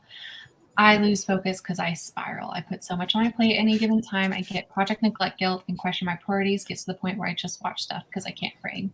Yep. Mm-hmm. Yep. Oh my gosh, Lexi, this is awesome. My meeting today is the founder of the agency. I'm so freaking excited to meet them. It starts in half an hour. Ooh. Amazing. Good luck. Good luck. Good luck. Sasha says, anxiety, stress is my focus monster and general life demands and multiple story ideas that cloud my brain and distractions. Yeesh, can I book a room in a cabin? Yeah. Oh, my ferals name are Mrs. Goth Kitty, Hunter, Jack-o'-lantern number 1 and number 2 are also called Jack and Jackie. That's so cute. A lot of discussion about going on a retreat. Kristen says, I agree with what Devasia said about getting overstimulated really easily. If there's anything going on around me, my brain will not focus. Just started medication, though, so hopefully that changes. I'm happy for you. Hope so. Hope it works. Yes. Caitlin says, the stress I put on myself to read and write. I either have a writing heavy month or a reading heavy month. I can't do both. Yeah, I still put the pressure on myself to do both. But honestly, though, you're halfway to the solution here. You recognize that this is something that you can't have it both ways, right? So maybe that just becomes your life and you have your alternate months, and then your productivity will still be good and you won't be stressing yourself out all the time, right? You probably read and write more than most people do, even if you are switching off every month, you know? I think sometimes the key is to learn how your brain works and respect that that's the way your brain works, you know, and not try and, you know, like, I don't think this is a trick, you know? I think this is just how your brain works, maybe. But I don't know. I wasn't trying to, and I was trying to be careful because I don't want to make it seem like I'm saying that, you know, having legitimate chemical imbalances, like, oh, you can overcome it. But like, because that's sometimes you legitimately need medication. And so I wanted to be careful with the way that I approach that. But I also think that, you know, you can have a mental, you know, like a way that your brain works, but then there are things that exacerbate that basically. And you can work with that. You can prune your environment to work with that, if that makes sense. Coping mechanisms. Thank you. That's what I was trying to say. Let's see. Oh my gosh. Lots of conversations that I can't even keep track of. I'm sorry, guys. Everybody's talking about their Myers-Briggs. Katie, are you taking down the data? I am not. I'm actually, when I get my community tab, I might just put out a form. Ooh. So I should be getting that like next week-ish. Nice. Yeah. This is an excellent point. Jess is coming out in defense of Written in the Mitten, saying all the quality content we came up with on Halloween Town Night. And yes, this is true. We really did. We did. It was amazing. Excellent time. Oh my God. Please, I'm legitimately being serious. Please do this, Jessica. This would make me so happy. I have so many movies I can watch in October. I have basically no good Happy Harvest books, and I need that. And better villains. Okay. Lexi says, sometimes having something to do tomorrow makes me unable to focus today because my brain is like, no, yes. Oh, yeah. Yes. Yep. I'm definitely also in the context of like, if I have a meeting scheduled for, like, I have a doctor's appointment tomorrow at 4 p.m. I know I'm not doing anything before that because the whole day is going to be in preparation for 4. And normally that's why I schedule right? So, okay, this is an example of like how we can manage our environments to work with the way our brains work, right? Is that I have that issue where I get very distracted if I have a meeting later in the day, right? And the environmental fix is then you schedule your meetings for the start of the day. And that's kind of the distinction I was trying to make, rather than just, oh, just recognize that it's later in the day and you can still be productive in the morning. Like, no, I can't. I'm sorry. So that's how we switch things around. Hold on, anyway. Do you guys have any comments you think I need to go to? There's just a lot. No, Good I just think there's been a lot of good comments. There's been amazing. today. They're amazing. The comments are incredible, and I'm sorry I'm not paying as much attention as I should to each and every one. But it is truly one of the worst enemies, but also perfection makes us aim higher. So it is a gift and a curse. Also, Violet, I'm sorry. This is a very yes. We disclaimed. Look, I am not saying that I think people need to be here on time, because again, everybody has lives. But I did say at the top of this stream, I warned people that this was going to be a shop talk heavy stream. So I'm putting you in your place. I'm sorry. Sorry, Miss Violet. Also, she asked that question 11 minutes ago. That's not bad. That's not bad. 11 minutes is not terrible. Yes. It was always best in class with literally zero effort, and now it's like I have to try to be good at things, and it takes so much time. Yeah. Give the kid burnout. Mm-hmm. Also, the fact that I've been on draft 3 for over a year, I think I have perfect third draft syndrome. Yeah, that is tough. That is tough. Well, I've been on my first draft for 2 years, so. I simply couldn't help myself. I am entering my feisty season. I love Thanksgiving, but I'm constantly shitting on the Pilgrim stuff. I think that's fair. Yeah. It's a happy As you medium. should. Yeah. I definitely read feisty as fetish, and I was like, what the fuck? November is their fetish season. I thought it was not November. Like, okay. amazing. Miranda says, no one warned me how long the AlphaSmart takes to transfer text over to the computer. Otherwise, I love it. That's nice, though, because then it's a forced break. So Oh, yeah. That's why I'll never get one. it seems a lot of people can relate to what Steve is going through. When you expect it to be good at everything, it's a fear of letting people down, even yourself. So hard to rewrite the narrative. Yes, it is so insidious. I mean, it is. Yeah, that's definitely. Mm-hmm. I don't know, Steve, do you have a response to this? I did respond to it further down. Oh, my bad. Is this it? It truly is, even though my brain knows that. But the rewriting of the narrative is so hard when you've been thinking a certain way for 30 plus years. That's fair.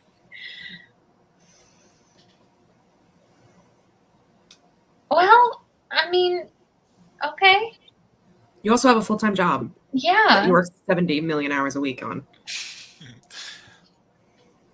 Look, to my may or may not be my family member, I am not trying to come from a place of authority here or anything like that. I recognize that I have my own issues, and a lot of my advice could be bad. So this is meant to be more of like a collaborative discussion, and nothing I say should be taken as gospel, because it is not. I'm not trained. I have my own insidious thoughts that color my advice. So, I already clicked on that. Sorry.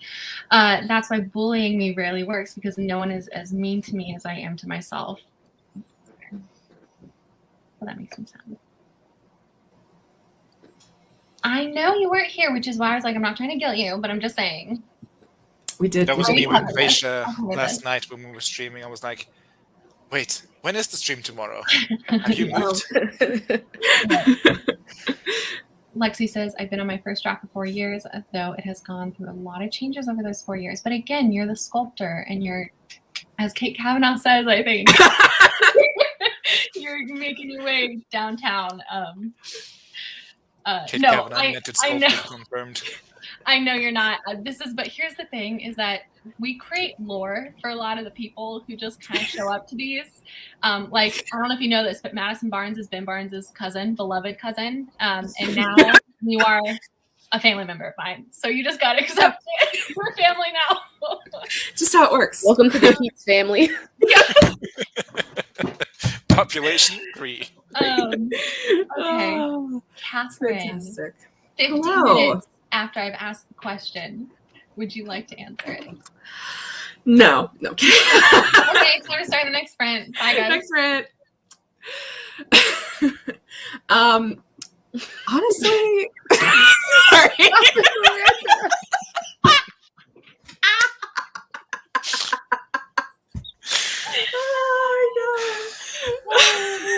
Oh my god.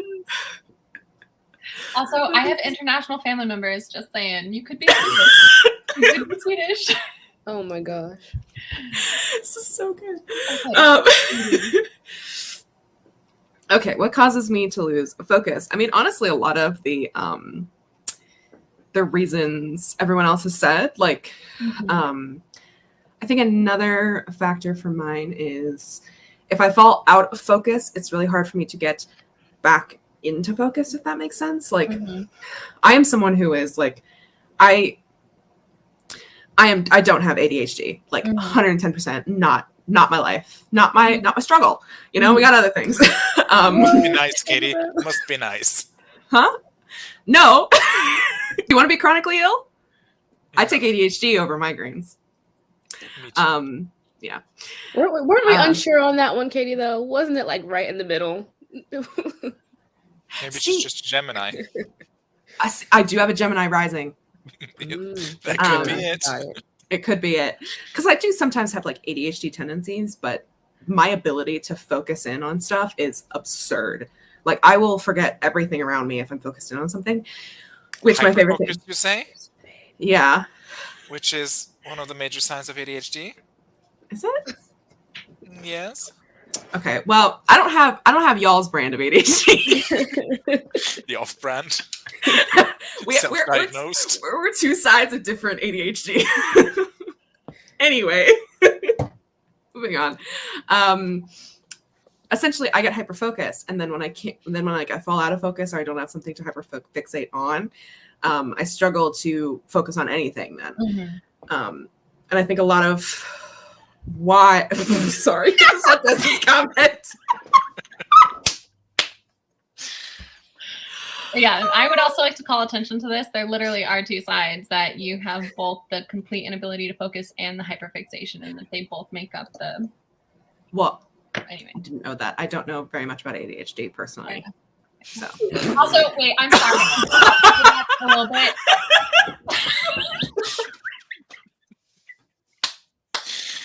What does that make me and Devasia? Are we like That's Etsy? amazing. But wait, before we keep going, I'm stressed, and so I have to pull this up.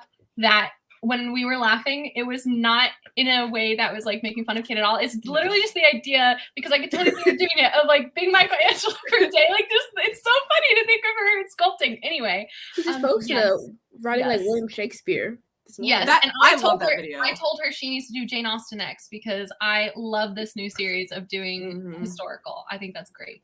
Made me so happy to watch that, because y'all know I'm obsessed with William Shakespeare. Anyway, Catherine, yes. I am gonna do what a interviewer should never do. Actually, I don't know what the laws of journalism are, but I'm gonna actually push you to talk about something very specific that I think is pulling you out of focus right now. And I want you to talk about the pressure that Pitch Wars is creating on you. Yeah. And the idea of that something down the line. It's kind of like the 4:00 doctor's appointment a little bit. It is. It's actually exactly like that. Okay. So, well, there's two pressures, I think. One is querying. One, I've been querying the Wrath King. And just to keep no one in suspense, I have not been successful yet. But I still have a bunch of queries out that I've not gotten responses from. And the fact that this this industry is so goddamn slow, absolutely drives me up a wall.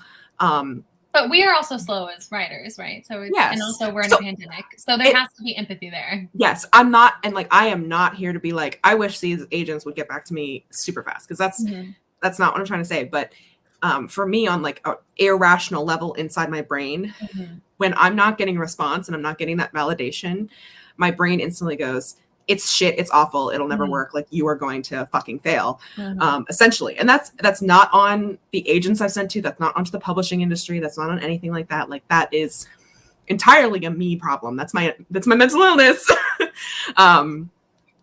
So waiting yeah, waiting is the worst. Yeah, it does. I don't believe this, Lexi. You're It's not doing your fault, best, babe. Lexi. You Part really of the are. problem. So there's that, and then I also applied to Pitch Wars, which Pitch Wars has a specific end date. Tonight at midnight, actually, is when I will hopefully, theoretically, I don't really know how Pitch Wars like sends out their emails. Theoretically, I'll get a yes or a no. I have I've sent out to 4 mentors, so I'll theoretically get a response from, whatever.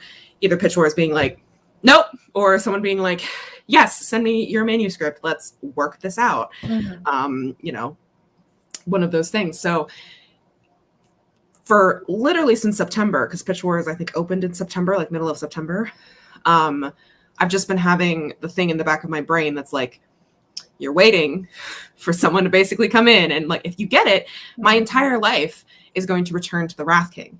Because Pitch Wars, if you don't know, you get an edit letter and you work with an author, either who is agented and has a book deal, is just agented, or already had like their book come out recently. It's like recently debuted authors and stuff who are mentoring you for free.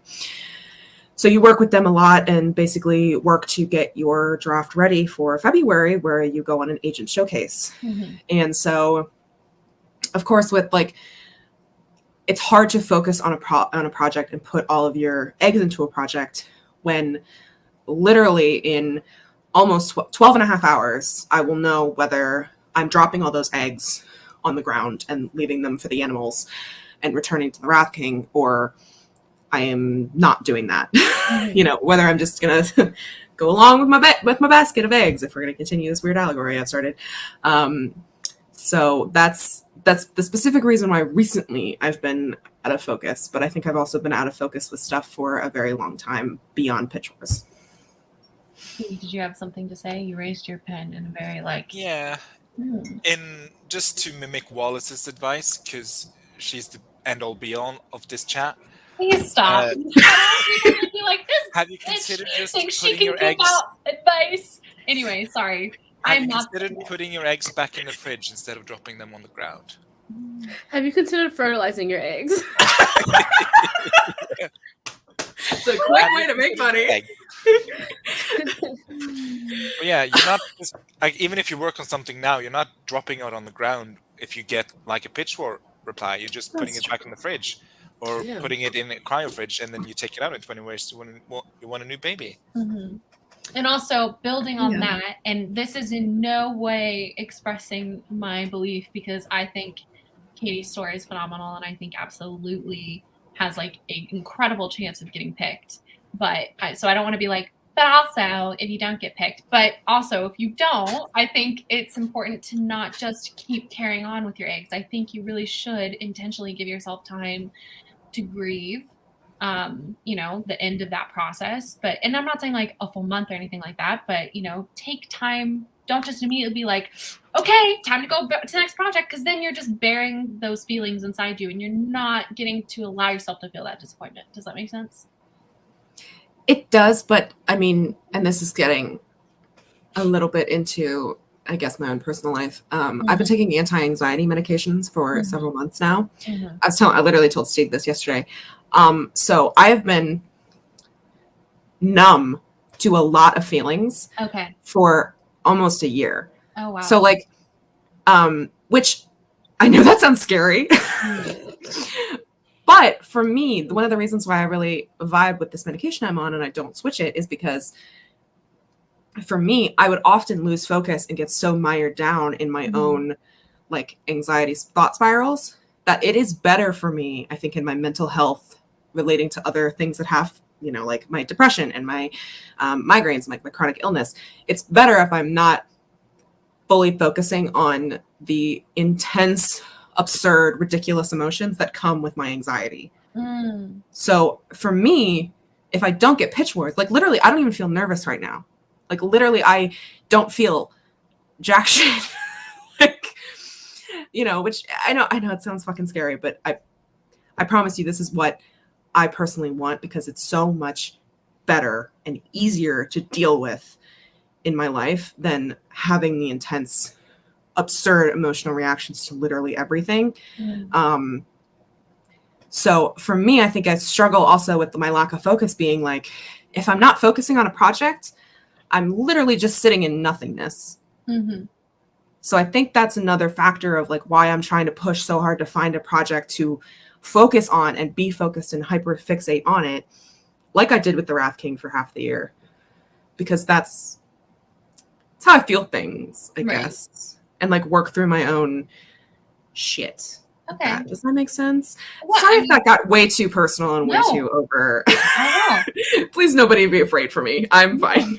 I think, you know, the best thing you can do is know your own mind, and you seemed confident in your answer to that approach. So, I guess, so if you do get picked for Pitch Wars, then you know where your focus is going. So what is your strategy for regaining your focus if you don't get picked?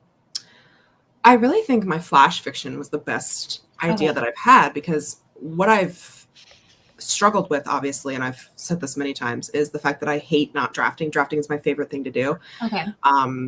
Like literally I could draft all day, every day. But I've gotten to the point with my process though, and like writing books where like I need a solid outline, at least a little bit,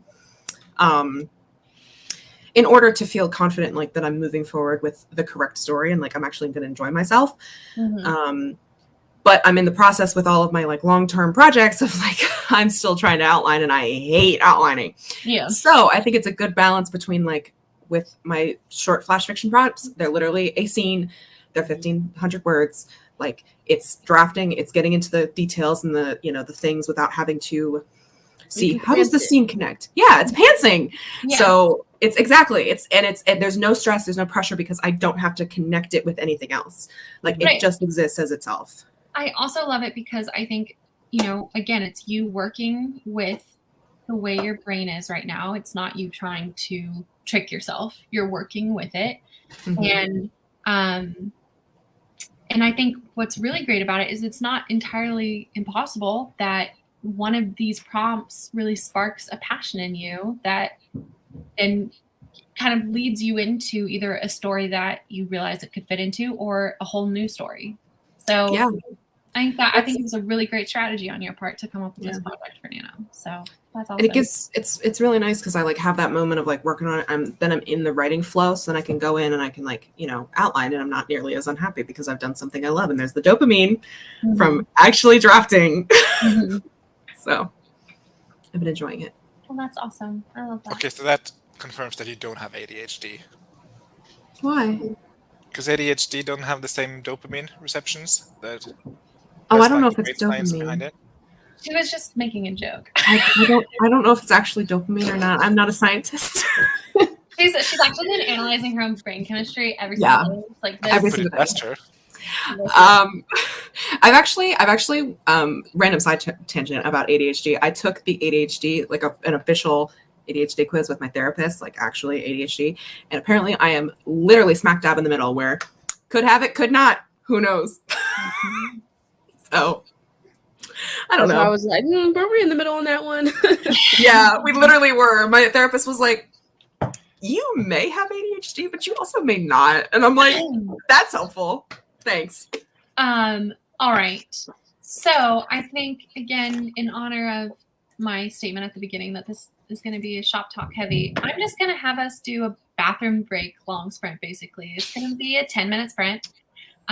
It's enough to do, like I said, go to the bathroom, get some food, cross off 1 or 2 emails you guys need to send or something like that. Steve can maybe get 10 more minutes of words. And if he's feeling it, if not, no big deal, because you already met your word count for the day. You've already achieved that goal, which is so amazing. Let's see, we're going to change it to 10 minutes. And then we're going to get into the final question, which do people want me to put up so that way the comments are ready by the time? Or do we? I'll just save it for after. We'll just let it be a fun little surprise. It'll be a surprise. Surprise. Okay. Right. I'm supposed to share my screen. I was like, why? What am I stalling for? What am I trying to do? What are we trying to get? What are we doing? There he is. There he is. Little Tom Maruno. My baby. 10 minutes. Have fun. If it will start, there we go.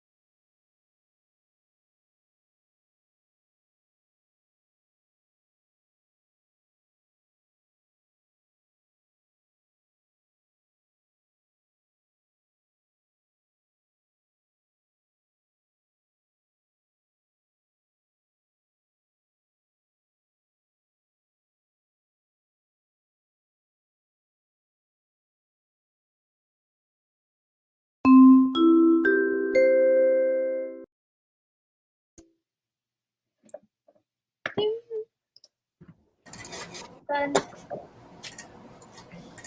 That was quick. Face.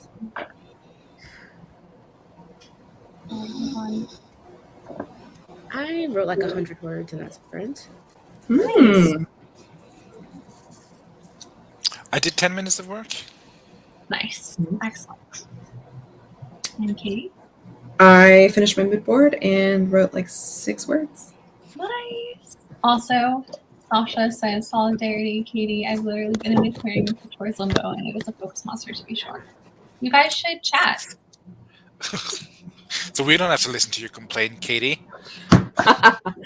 Yeah, just shuck me off to someone else. No, but Katie and I were talking about this during the retreat, and that like having friends to talk to about your querying process is so nice, just to have an ear, but at the same time can be so unhelpful because it's just you can't relate like yet, you know? And so it's also really important, I think, to find people who are in that process. Does that make sense? So I think the fact that you and Sasha are both going through it, and Sasha's so awesome. Except no new friends. Only the trouble troop. Yeah, only only No. Devacia's biggest fear is that we're gonna meet other people who we like better. Absolutely. Oh my gosh. And yes, definitely sometimes Jingle sounds like the one from Greece. Mm-hmm. And says I'm already Me too. complaining. I love complaining. Yes, and that's always my. I would like to reiterate, it wasn't me being like, girl, I'm tired of hearing about this. Go talk to somebody who can relate. More of like, I don't know what good advice to give you because I don't know if it's smart to take one action or the other. I don't like to, well, sometimes like we just don't need advice. Sometimes we just need to be like, this sucks, and that's it. Anyone part of the Discord is part of the Trouble Troop. Yeah, Jessica, you're the mother of the Trouble You're the Trouble Mother. You are the Trouble Mother. Yes. Literally. You are literally the deity of the Trouble Troop. So I cut this out, but I literally in my unboxing video was gonna be like, Jessica, you don't need to get me anything as the Trouble Mother. The greatest gifts you ever gave me was first your friendship and the friendship of these 3 people. So, but then I thought that would be too sappy, and then I was like, it's not relatable to people who don't know about us. So I didn't. But anyway, now I get to say it now that I loved every gift you got me, but I love these 3 gifts the most. This is true. This is all you call. Has friends. All right. So now, we've been in kind of it's been a bit of a gloomy subject. And so, and again, we've touched on this a little bit, but what odd things have you attempted to regain your focus in the past? We've talked about cleaning your room. We've talked about, coming up with goals, but what are some of the weird ones, like weird tips and tricks that, might work for people with ADHD, might only work for neurotypical people? Like what are some of the weird things you've tried to regain your focus in the past and what has worked? And someone else's Adderall. Yes, because that is my. Well, that's immediately what I thought of. Someone else's Adderall and Monster. That is my one thing that I will say. Obviously, always the advice is if you legitimately think that you have an attention deficit and it's a disorder and that it is drawing you away from living a life that you think would make you most happy, always the recommendation is to seek out medical help and see if there are medical options to help you navigate the way your brain chemistry works. But this is not about that. This is about just weird little shit we've all tried to try and fix things. And to give you guys time to focus or time to come up with answers, I will go ahead and give mine. I will answer this question. Ooh. And my answer is so weird, but it is and this is for short-term focus. This is not for Katie's situation, I'm sorry, where, you really have an external force that is really putting this kind of anxiousness on you that is preventing you from focusing. This is for if you have been, in my experience, if I've been, oh, bye, Steve. If I've been in a funk or blue for a couple weeks, and I've got a whole bunch of depression dishes everywhere, and I have a project I want to work on, and really the only thing that's pressing on me is just my own dread of like living life. I watch the first hour of the movie Limitless. Oh, interesting. Okay. And I'm telling you guys, and then what I'll do is I will listen to the Limitless soundtrack as soon as I'm done watching that first hour. I don't know if you guys have ever seen that movie, but basically it's about, so it's Bradley Cooper. And he is literally a struggling author with depression. And relatable. His editor or agent or whatever is asking him to like get him pages, and he hasn't written anything for months, and he's depressed, and his apartment is so messy. And then he meets up with an old friend who's basically a drug dealer, and is like, there's this new drug called NZT. And it's like crazy. And it's, it's one of those we only use 10% of our brain movies. And what if you could unlock the full potential of your brain? But basically, I think it's a movie about taking Adderall for the first time. Yeah, literally. He takes this pill, and there's this incredible montage of him, like, of his mind clearing, and he like cleans his room. He sits down and he writes like the first 4 chapters of his book all in a single day. He starts learning new languages. He learns how to like manipulate the stock market basically. And then the movie like kind of gets really insane and goes way off the rails, but I still love it. But that's why I only watched the first hour. Yeah. The first hour is like, because because the first hour is the fuck around and the second hour is the find out part. And I don't care about the find out. I don't want to know about the consequences of being amazing and capable. I just want to see the person. I just want to be capable. Exactly. So if you don't have a full hour, I'm pretty sure there's a video on YouTube where it's the first time he takes the pill, and that montage alone of him like cleaning his apartment and sitting down to write and just like getting a haircut, like I don't know, it's a movie makeover but for a dude, and I love it. And sometimes it's all I need. So I highly recommend watching the first hour of the movie Limitless with Bradley Cooper. And that is my odd thing to regain focus, or just listening to that soundtrack after you've seen the movie, because you have to have the context of the movie to listen to the soundtrack. And there you go. That is my answer. And Devesh, do you feel like you have an answer? Would you like me to go to some of the comments first so you can come up with an answer? Go to the comments, please. Okay. So first of all, Michael, what? Yes, you are. You've been in the Discord. Oh, I'm thinking of Miguel. But I feel like Michael's been in the Discord before. And the link's been in the description for months, so this is on you, Michael. Well, it's not in this description because someone. Also, this was funny. Not my brain, mommy. Sorry. Mommy. Mommy. And Sasha, Kate's next golden project is Temple of Jessica, the deity of trouble. Yes, we love it. I really now want Kate Kavanaugh to have a sculpting phase, a Michelangelo phase. A sculpting era. Crystal's answer is watching really bad TV because it shows my writing is at least better than some badly written TV. That's an amazing example. Also, another thing I do to regain short-term focus is I read my sister's work, and I'm not out here saying that. I'm saying that reading other people's stories, like their early drafts and stuff, is so awesome because for me at least, can feel their creativity and I can sort of siphon it off like a vampire. And so, yeah. No, I love reading other people's, like when I was helping Katie with the Wrath King, oh my gosh, I got so much work done on my own stories because I was reading her work. And it was not about like quality, because Katie's like undoubtedly a better writer than I am. So Danny says, if I'm feeling unfocused, I'll tell my boyfriend I don't want to do whatever I have to do. And he's like, okay, then don't. And then the pillows in my heart kicks in and makes me do it. Steve, that might work for you. I wasn't paying attention, sorry. Oh, okay. I was writing a funny comment in the chat. Also important. Violet, read bad books. No, I can write better than that. Seems like that's a common strategy. Last year during Nano, I only wrote during live sprints, and I had to write during them. It worked so well, and I crushed it. Oh, I think that's fair. I think, as sprints have become like a bigger part of AuthorTube, people now just use it for productivity. And I would love it if like some people are like, no, you can only write. And if you're not writing, get out. Just to be a little bit more of a, like, what's the word for that? Just be, I don't know what I'm trying to say. Anyway, Devesha. Okay, I don't know about odd, but Okay. to regain focus, I have to focus to be able to focus. If that makes Okay. any sense. Mhm.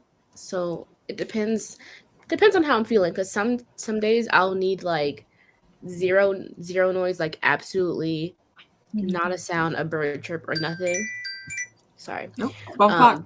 It's 12 o'clock.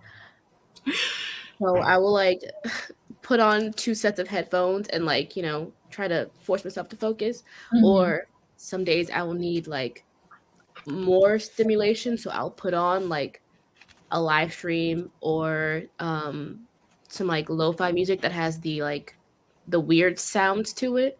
Yeah, sure. Also what does it?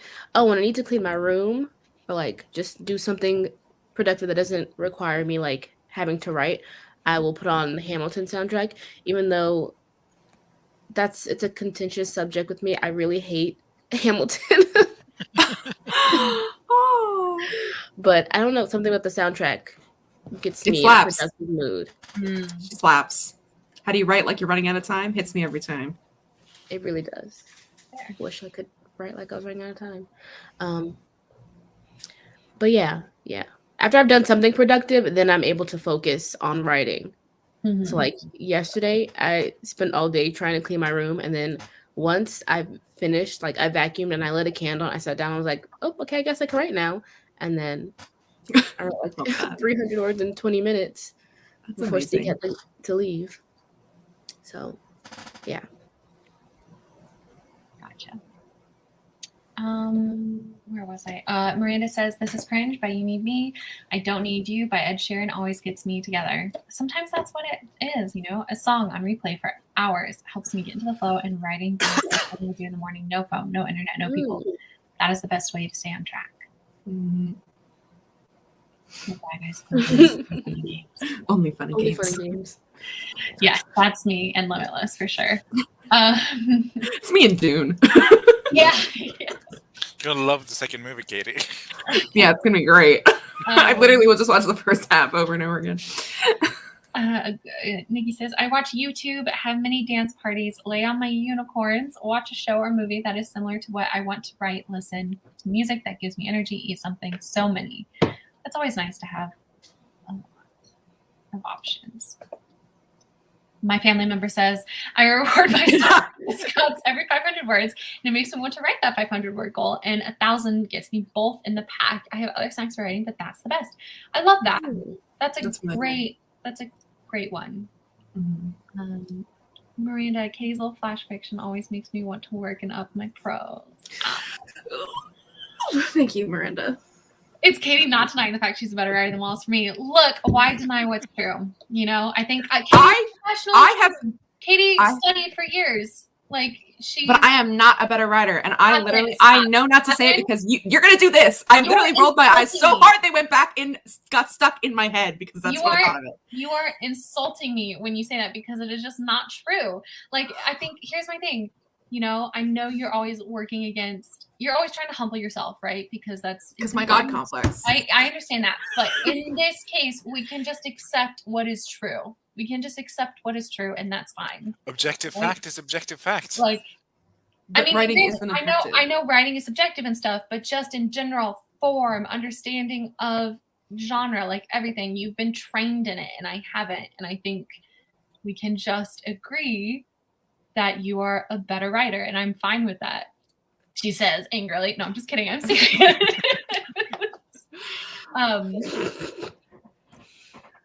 Michael, I'm on the trouble trope, and no one knows who I am. Oh, I'm sure I've seen it. That made me laugh. Every time I looked at it, I was like, I can't. It's so funny. Oh my God, that's so funny. What? When? What does that mean? I don't. From Matilda? Matilda. When was I? Did I say I was going to put someone in a thing of spikes? I don't remember. Oh, when you said you wanted someone to be sprint, like writing sprint only. Oh, yeah, possibly that's what it was. Sasha says the spirit in the Discord has really helped me maintain focus. Otherwise, I am a pretty open tab brain. There. cleaning the room helps. Like right now I'm putting away laundry and I can feel myself getting more into the groove of being a person. It is tried and true, really, for so many people. I cannot exist and function in a messy room. It literally, though, has taken me an entire year to organize my room, but I'm almost done with it, though. I'm almost done. Like initially I was like, I'm going to organize my whole room in 1 month by focusing on a different section every single day. And that 1 month has turned into 11, but I'm almost done. I am almost done. As long as you get there. As long as you get there. Yeah, like seriously, do I have my Ghost Walls picture on here? Hold on. I'm going to compare the state of my room in this Ghost Walls picture. And how pulling out receipts. Wait, hold on. I got to get in the right. Wait, is it this? No, it's this. Okay. Oh, yeah. Look at that difference. The fact that you let that on the internet shocks me, since I know who you are as a person. Oh, no way. Hold on. Wait, what? There we go. Sorry, old Wallace can't come to the phone right now. The Ghost Wallace wasn't live on stream. That was us. No, she wasn't. That was us just hanging. But yeah. But that picture is live on stream. Yeah, that is. It's iconic now. It's part of the lore. It is iconic. Part of the lore. It's good. And Michael says, not quite an answer, but one thing that works for me is reward system, but with extra rewards tossed in here and there. And that also works, but again, I'm kind of like Stieg, where if I really want something, like this is gonna be, oh my god, I can't ever have an award be something that I want from like from Sephora or from Barnes & Noble or something like that, because I'm just gonna buy that for myself. But for example, for Christmas, I have my little Nest holiday candle. Actually, this is Birchwood Pine. I love this candle. It smells so good. I put it out on my desk on November 1st.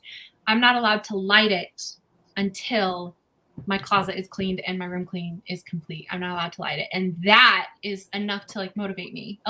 It's not all the motivation I need, but it's a little bit of a motivator. But I couldn't have had buying this Nest candle as a reward, weirdly enough, because I would have just purchased it because I have no control. No, I'm just kidding. And Lexi says, OMG, the meeting went so well. We talked about so many cool things. I learned about some of our exciting manuscripts that are out on sub. Oh my gosh, that's so exciting. Violet says, also going back and watching the old Nano vlogs where I killed all my word count goals. It is so fun to watch yourself succeed. I will say that. It is. Let's see. Is this about Trunchbull? Mm-hmm. Yes. Okay. My next manuscripts to evaluate are from Pit Mad and DV Pit. Oh my gosh, that's huge. That's so exciting. There were some amazing pitches for DV Pit. I was reading through some of them and I thought they were so good. Miranda, not me literally building my report card as we speak. Look, it's different strokes for different folks, you know? This conversation stream has been such an interesting experience. I haven't ordered groceries yet and completed the order 2 hours ago. Talk about focus. Yes. Okay. So now, Stieg, it's your turn. What are we answering? What odd things have you done? That's what worked. I always make the mental note, because this is how I work. Like, I'm in bed trying to fall asleep and I'll be a better person tomorrow. It'll work out. I got this. Then I wake up and then in an unsurprising turn of events, I just do whatever I want instead of doing what I said I would do. So I think like Anya, that doing my writing 20 minutes in the morning when I get up instead of like doing all my rewards like gaming or cleaning or getting groceries or stuff like that. That could help, but I have not found the will in my power. Power in my will to do that yet. Interesting. I think that's the thing I could do. Like getting groceries is an award, which is a weird reward. But again, if you recognize that, I wouldn't do that because getting groceries, that's like you need to just eat. You know, that's a thing to live your life. I would not put basic daily necessities as rewards for yourself because I think that could lead to some really bad rabbit holes. I think, why not just thinking outside of the box from rewards in general if they don't really work for you? What about finding something like this clip from Limitless? I'm going to put it in the chat so we can see the chat now. This feels like an ad. That's And now shit I don't get paid for. Also, just FYI, there's like bad words and stuff in that. Maybe not for people younger than 18. But like, yeah, what about just finding things that just inspire you in the moment to work, as opposed to trying to reward yourself if you really think rewards don't work? But I'm like you. I see something and I get it. I don't have the ability to reward myself for So some that's what I'm reason. saying. So then why are you coming up with like, oh, I'll get groceries as a reward for writing when you've found that Because I reward? have to get groceries, which means that I have to write. I recognize that is an unhealthy way Yeah. to live your life. Yeah, I would advise against that. Yeah. So rethink the whole system. Don't even think about rewards, right? Don't just live your life. Get the things you want for when you want them. Get your groceries because you need to get groceries, and try and focus yourself in other ways. Create like, I don't know. I just think you don't seem like the kind of person who responds to rewards. And I don't think you should fight that. I don't think you should say today will be the day that I do. If you know you're not, then that's not the right way to do it. And I Is don't there a think phrase in English that's called "to be a Monday child"? I don't know. There might be. I have heard that before. I think you've don't know used if that. it's- I think you've used that with us before, so it sounds familiar to me.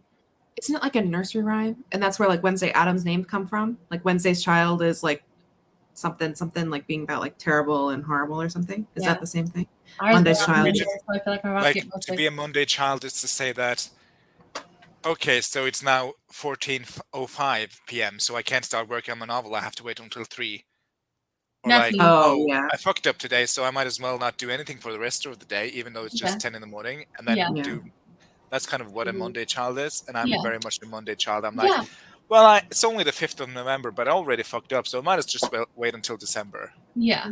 So Like, I think, but again, I think if you recognize that about yourself, and because here's my thing, I think with you setting up goals is setting yourself up for that feeling, right? Of, oh, I purchased this thing already. I've screwed up.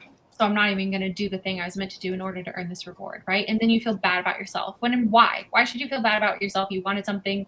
You had the means to get it. You should let yourself have it, right?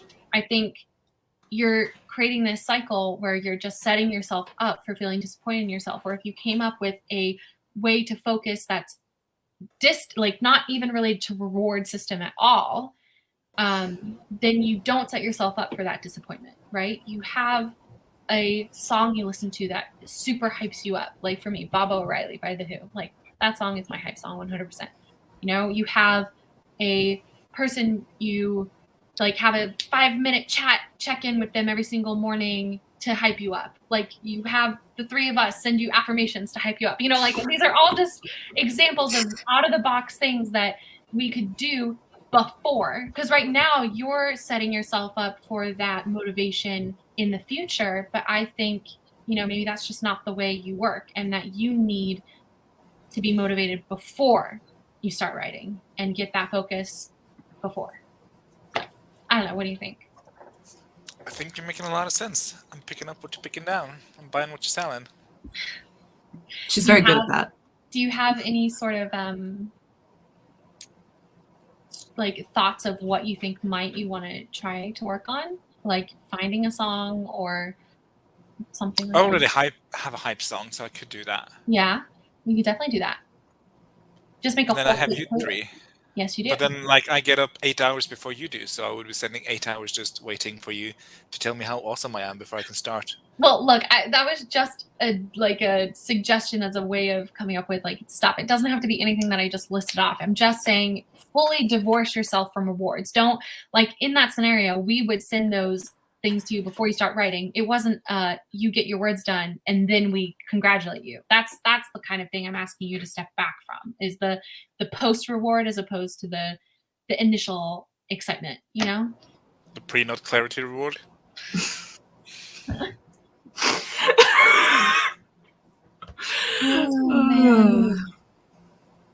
Okay, let's go to what some of the comments are. I'm sorry, Violet. I don't know if this emoji is showing up on YouTube, but it's not showing up on StreamYard, so I don't know what it is. It is showing up on YouTube.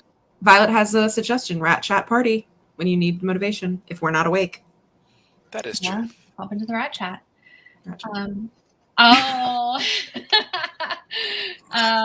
But sometimes distractions are good.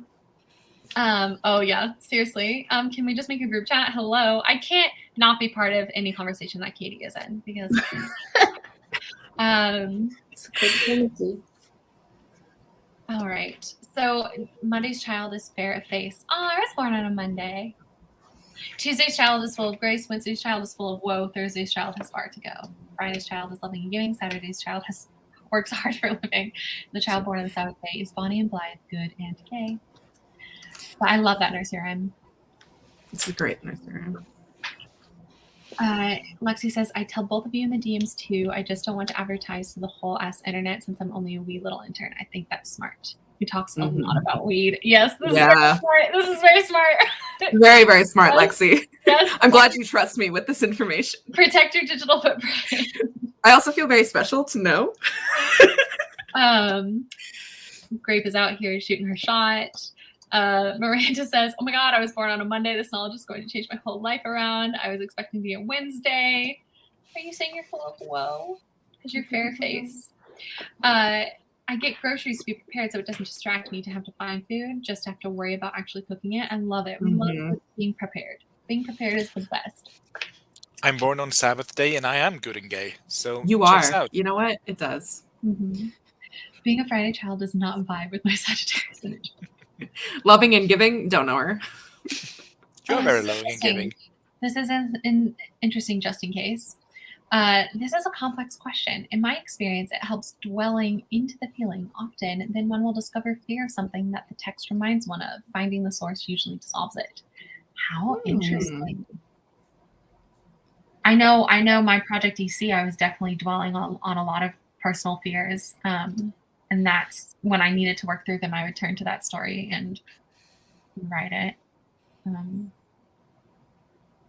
Something that the text reminds one of. Yeah, so I think I'm a little bit opposite this because I don't avoid stories when I'm afraid of what they're writing. I turn to them when I need to work through. And my big thing was that I really struggled to write Project EC for a few years because the first draft, it was more about the fear of relationships because I was kind of a late bloomer and I didn't have my first true relationship until I was in my early 20s. But I wrote Project EC before that, and Project EC was all about the fear of like losing yourself because of your love for someone else, and forgetting all your own goals and stuff. And then when I was happy and in a relationship, I couldn't really write that story because I just wasn't feeling those emotions. And then future drafts after that relationship was over became about my grief about not getting into graduate school. And so the grief of a lost life, of this expectation that you've been planning for. And that's what Project EC is now. And that's what it's always going to be because I will never get into graduate school. So, I mean, well, I have a master's in economics. I always forget about my master's. We don't talk about her. But, yeah, Master Wallissimo. I'm more my PhD in astrobiology, but yeah, but that is interesting because I definitely do believe that there are people who can't write certain things because they're afraid of what they're writing. And I don't know, what do you guys think? Have you avoided writing something because you felt it was touching too close to home? Oh, yes. Yep. No. I'm the opposite. I want to write something because of my emotions. Yeah, I'm the same way, Steve. Yeah, so like, I've started a few things where I'm like, this is close to home. Yeah. Which I think makes me not more inclined to write it, but it makes it more genuine to read, maybe, I hope. Yeah. I don't know. Yeah. No, I mean, I think there can be sincerity and genuineness. I don't know. Genuinity. I don't know.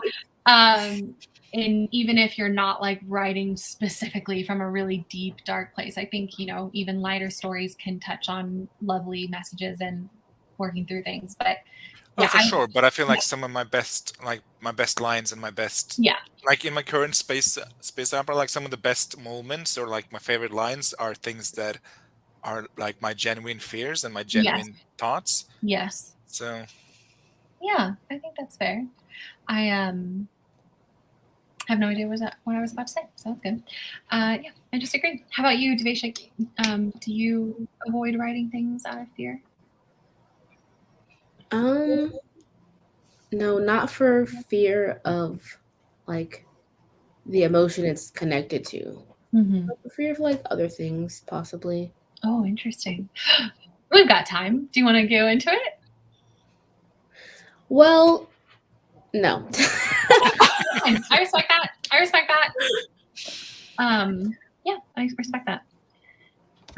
And I remember what I was going to say is that when my anxiety gets so bad that I kind of just end up going into like this numb state is when I truly can't write. And I think that's what caused why my huge writing slump in early 2020 and also my AuthorTube slump is because obviously the whole world was just like insane and I literally just stopped feeling emotions and then couldn't write. So I definitely think I am an emotional writer and I work through things when I'm writing, and that's why I write.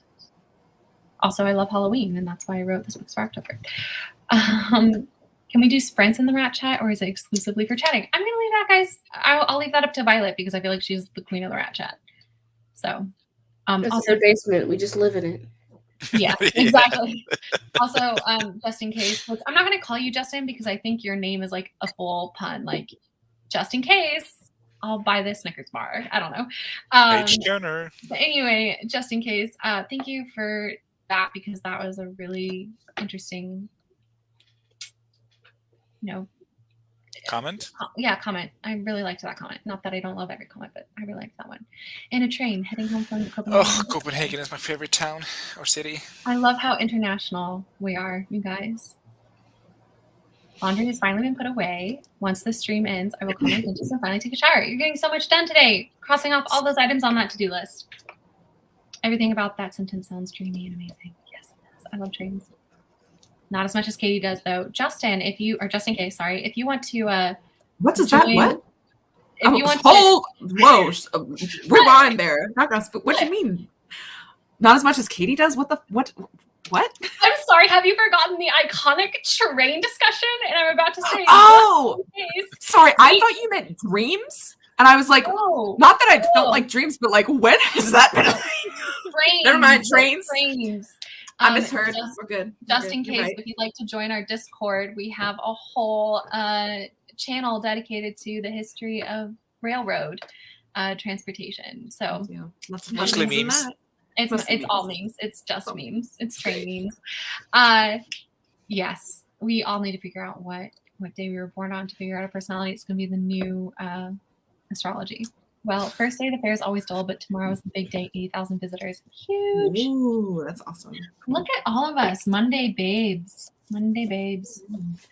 I wrote a short story at the request of my writing teacher back in high school. I wasn't dealing with a thing that was happening in a healthy way, but I couldn't talk about it. So I wrote it. It was the hardest thing to write, but by the time it was done, I was able to show it to her and she helped me get the help I needed. That's amazing, Crystal. Mm-hmm. And that's, I think writing is there for a reason for a lot of us. And for some, it's, for all different reasons. Katie, would you like to read these comments out loud since you're the one who commented them? No. I ignored what I was. You didn't ask me any more questions about it, so I decided to put it in there. Wait, what are you talking about? I'm doing the comments and then I'm getting to you. I was answering Justin's thing. You said, you asked all of us, and you said no. I said, do you ever not write things out of fear? And I said yes. And then these two, not blaming, gave their answers, and you pressed Y, and you didn't ask me why, so I was putting it in there. Okay, sorry. Well, would you like to read them? Basically, I just hate seeing myself in novels, so I don't write. I hate self-inserts. Not for me. I hate reading self-insert because I don't like being the person seen in the novel.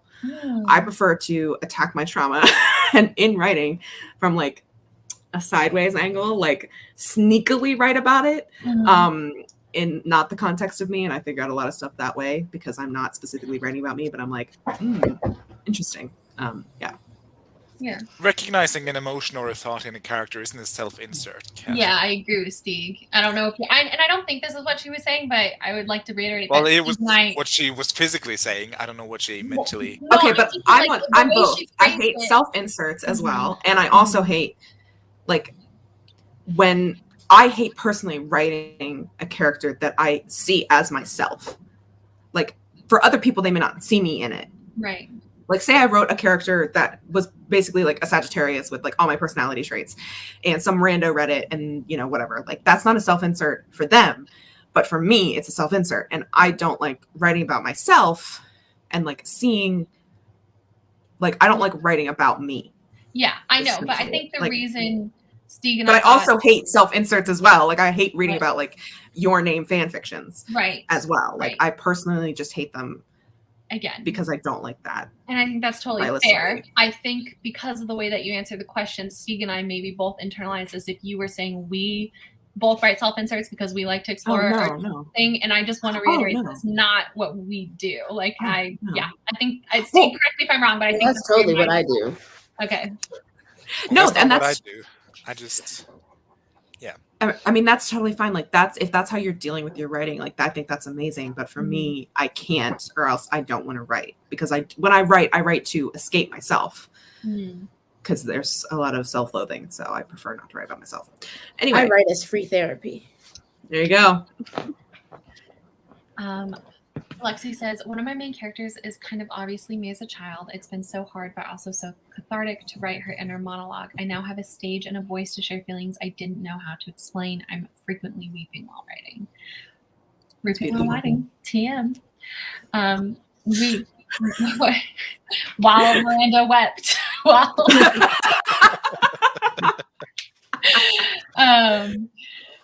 Miranda wrote writes. Oh my gosh, not just in case being like, here's my whole story. Right, my real name is Hans Heinrich. Stieg, do you know? If it's Danish, I think it's like Løkke. Løkke? I don't know. Okay, oh my gosh, I love this. But I use a pseudonym for YouTube because my family name is practically unpronounceable. I love that. But I love Hans Heinrich. I think that's a really cool name. And Løkke is also great. And same. Your name is also Hans Heinrich. What a coincidence! Wow! Oh my god! Turns out they're family members. Oh man! Oh, that's awesome. The real meaning of Worldwide Red Sun is ready. Crystal, a friend told me she saw me in Project Incarnate, and I had to change the character because of no. I think every character I write is both me and not me simultaneously. Like, not just my main characters. I mean, they're literally coming from you. It's impossible for them to not be you. Yeah. You know, I'm the same. Like, I wouldn't say I put a bit of myself in every character, but I can recognize myself in a lot of the characters. But I'm very wary of like physicals. Oh, bye, buddy. Physical things he was going to say, and something like that. Okay. Lexi liked the Worldwide Write-a-thon vibe. Oh my god, just watch me. If this book gets published, I will ugly cry during read alouds. Oh, that is fair. Yeah, that's scary, having to read your work out loud. Sasha says, I always think I can't get this published. I can't ugly cry, read aloud except certain book stories. Madison, I audibly gasped. We are. Madison, what would you do if my last name was a pseudonym and I've been doubly gaslighting you this whole time? I've always, look, for my own sanity, I have to believe Madison Barnes is not your name, because then it furthers you. I have to believe that Madison Barnes searched your name. She is Madison Barnes. She's like Schrodinger's Madison. She both is and is not the cousin of Ben Barnes. Look, I literally once I Googled Ben Barnes family members because I was so terrified. I know it's a joke, but I was so terrified that day. You were like, oh my god, I found a girl who was talking shit about you, Ben, and you don't even realize, like, she loathes you. And I was like, oh my god, I had a whole thing. I spiraled over it. My favorite thing is, like, none of us know whether Madison is joking or not, and I don't want to know whether she's joking or not. I want the ruse to continue forever. Look, I've said it before and I'll say it again. I have now converted to Ben Barnes' #1 stan because I hate the idea of someone out there thinking a total stranger doesn't like them. So, Ben Barnes, I acknowledge you. I see you. I acknowledge you. I see you.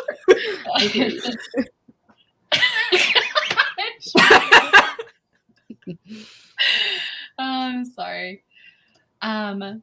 Hans says, I'm Danish, but my family name is Schwabisch from the Black Forest in South Germany. The Germans spell the O with an umlaut, but it's the same as... Got it. Jess does have a connection with Mars. He did like her Facebook once, and she is in his dreams. All right, Catherine, what odd things have you attempted to regain focus in the past, and what has worked? Well, I do a lot of the things that were talked about in the comments, but I do have an addition to the laundry one, or like the cleaning one. So this is like low-key embarrassing, but I'm going to tell you anyway because it may help somebody. So when I'm cleaning, I'll turn on some music. I'll turn on my specific playlist, and then I will like pretend that I'm the characters, and I'll like act out scenes, or I'll like talk to it, or pretend I'm like a character, like singing in a musical song, like from my thing, and like try to embody my character. As well as whenever I'm watching TikToks and I get to like a nice cosplay fun thing, or like a cool audio or whatever that like relates to my characters, I will mime it as if I'm the characters making a TikTok and I'm cosplaying as them. And that gives me some focus vibes and gets me like back submerged into the story and back into the characters. So I really enjoy doing that. That's my weird thing. Besides also taking someone else's Adderall on purpose for an essay. How you guys are just admitting to committing a crime on the internet. I was a minor. I prefaced mine by saying it was a joke. Okay, that was for legal reasons. I'm a nerd. For legal reasons, it was a take joke. Someone else's medicine. I also drank a lot of Monster, which is not illegal. Miranda says, I vlog for accountability when I'm trying to regain focus. I think that's great. Miranda, you should vlog more because I love your videos. I love her vlogs. Just said I Just also... be our friend, please, Miranda. Can you just be our friend?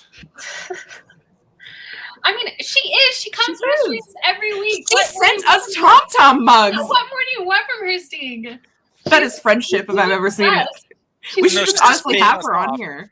She's just paying us off with gifts, and it's working. We should be inviting her. But I want her to spend quality time with us because that's my love language. That's fair. Invite her to the stream. Invite her to a stream. I have many at times, but she's always busy. Jess says, I once also confused Mikkel. But there are so few guys on author team. They're just all the same guy, right? That is funny. Yeah, that's right. Miguel. Every man on author team is Miguel. Wait, is there an actual Mikkel? I thought that was a typo. I think it's a joke. Oh, okay. I wasn't sure. I'm kind of obsessed with your name, Mikkel, though. I like it. Mikkel. Nope, don't know her. So your focus driver is immersion. That's interesting. Hyperfixation, yeah, on a certain thing and completely submerging I often into argue as my characters. If I have to write an argument, I'll be my character and just like walk on the streets doing like a voice recording on my phone, like text to speech, and I'll just argue. Yeah. Like, no, you did steal that shield. I saw you. I love it. I love being. I would love to see that from afar. And then when it just like, is this man okay? I have to reset the conversation, so I start the whole thing over again. So I'm like, that didn't feel right. Let me go back to like where she stole my shield. You stole my shield. You're okay. Take it from the top. Yeah, basically. Lexi says, there is no other Michael like you, Michael. And you know what? That is true. That is so true. And Marina says, okay, we'll jump into the rat chat this weekend. There you go. I see you there. Yes. All right. And with that, my friends, Sprints and Shoptalk has now officially gone almost 3 hours, and we sprinted for 31 minutes. So I'm really happy with myself. It was fun. And would you love to introduce yourselves? And not love, but would you please? That's actually how I'm going to ask this question. Would you please introduce yourselves? Oh, Lexi. Yes. Hi, everyone. My name is Tavesha. My channel is Grape Fry. I'm working on posting some videos. I'll do that soon. It's tomorrow for someone. It's tomorrow for someone. And hi, demons. It's me, your boy Stig. I write science fiction and fantasy. I'm currently working on a space opera with a little science and a lot of fiction. And I make no videos. So if you want to see a picture from me every third month, follow me on Instagram. Katie. And hello, I'm the writer of Scribbles, also known as Katie Ann Writes. I am the social media manager of this channel, and I'm doing a flash fiction every single day for the entire month of Nano. So if you would like to read those or just look at pretty aesthetic mood boards, you can follow me on Instagram at writer of Scribbles without the spaces. So you can enjoy that and come give me validation. Thanks. And I am the CEO, Wallissimo. Unlike Katie, am only doing 7 micro stories this month because I can't handle anything more. They're all based off of little chocolate bars that my sister got me for Christmas last year. Half of them are expired. It's okay. We don't need to talk about it. And the video that will be going out soon, I'm saying this live to give myself accountability, theoretically is going up either Saturday or Sunday. It will be the dark chocolate with Mitch and Mint, and it's, spoiler alert, it is the best chocolate I've had from this set so far. It was so good. And the title is Adventures in the Darkness. So if you want to see that vlog, head on over to my channel. It's not in this description. Go on to one of the other streams on this channel and go into the descriptions, and we're all linked in there. Controversial opinion, but could you just update the information? No, because I'm amused by it now, so I'm just going to keep it how it is. Or I'll go into the Troublemakers and do it myself. You know what? If you'd like to go through that effort and then make this whole bit pointless, go for it. Nobody's going to watch it back anyway. I will. Okay, sounds good. Well, if you're watching this back and you're wondering what the hell I'm talking about right now, what does it say, guys, right now? No, I'm going to leave that. Oh, okay. Okay. And I'm going to put, Katie put this here. Description, I'm going to do this one at the time. Yeah. I'm going to be like, she didn't do this another time. This was Katie. All right. Lexi is asking us not to go. You're my only friends, don't go. But everybody is love you too, Lexi. Yeah, everybody's giving her the great advice of going to the Discord. We have a rat chat in the basement of the Discord. Our Discord is based off of a library. So if you want to come hang out in a fun library with all of us, it's a really great time. Also, Jessica Williamson in 7.5 hours will be with Emily. So go and Michael is having a stream this afternoon, isn't it? Fridays? Yes, Michael always has his stream at 3:15 Eastern. Yep, I believe so. And everybody, we are so grateful for you. Once again, thank you so much for always showing up and answering all my stupid dumbass questions and listening to me blab for 3 hours. And I hope everybody has a fabulous day. Katie never sent me the outro, so because it's no longer on my computer because it's on the Troublemaker stream. So okay, well, did you not download it from there? Bye, guys. Nope. I'm just gonna play the intro again. Bye.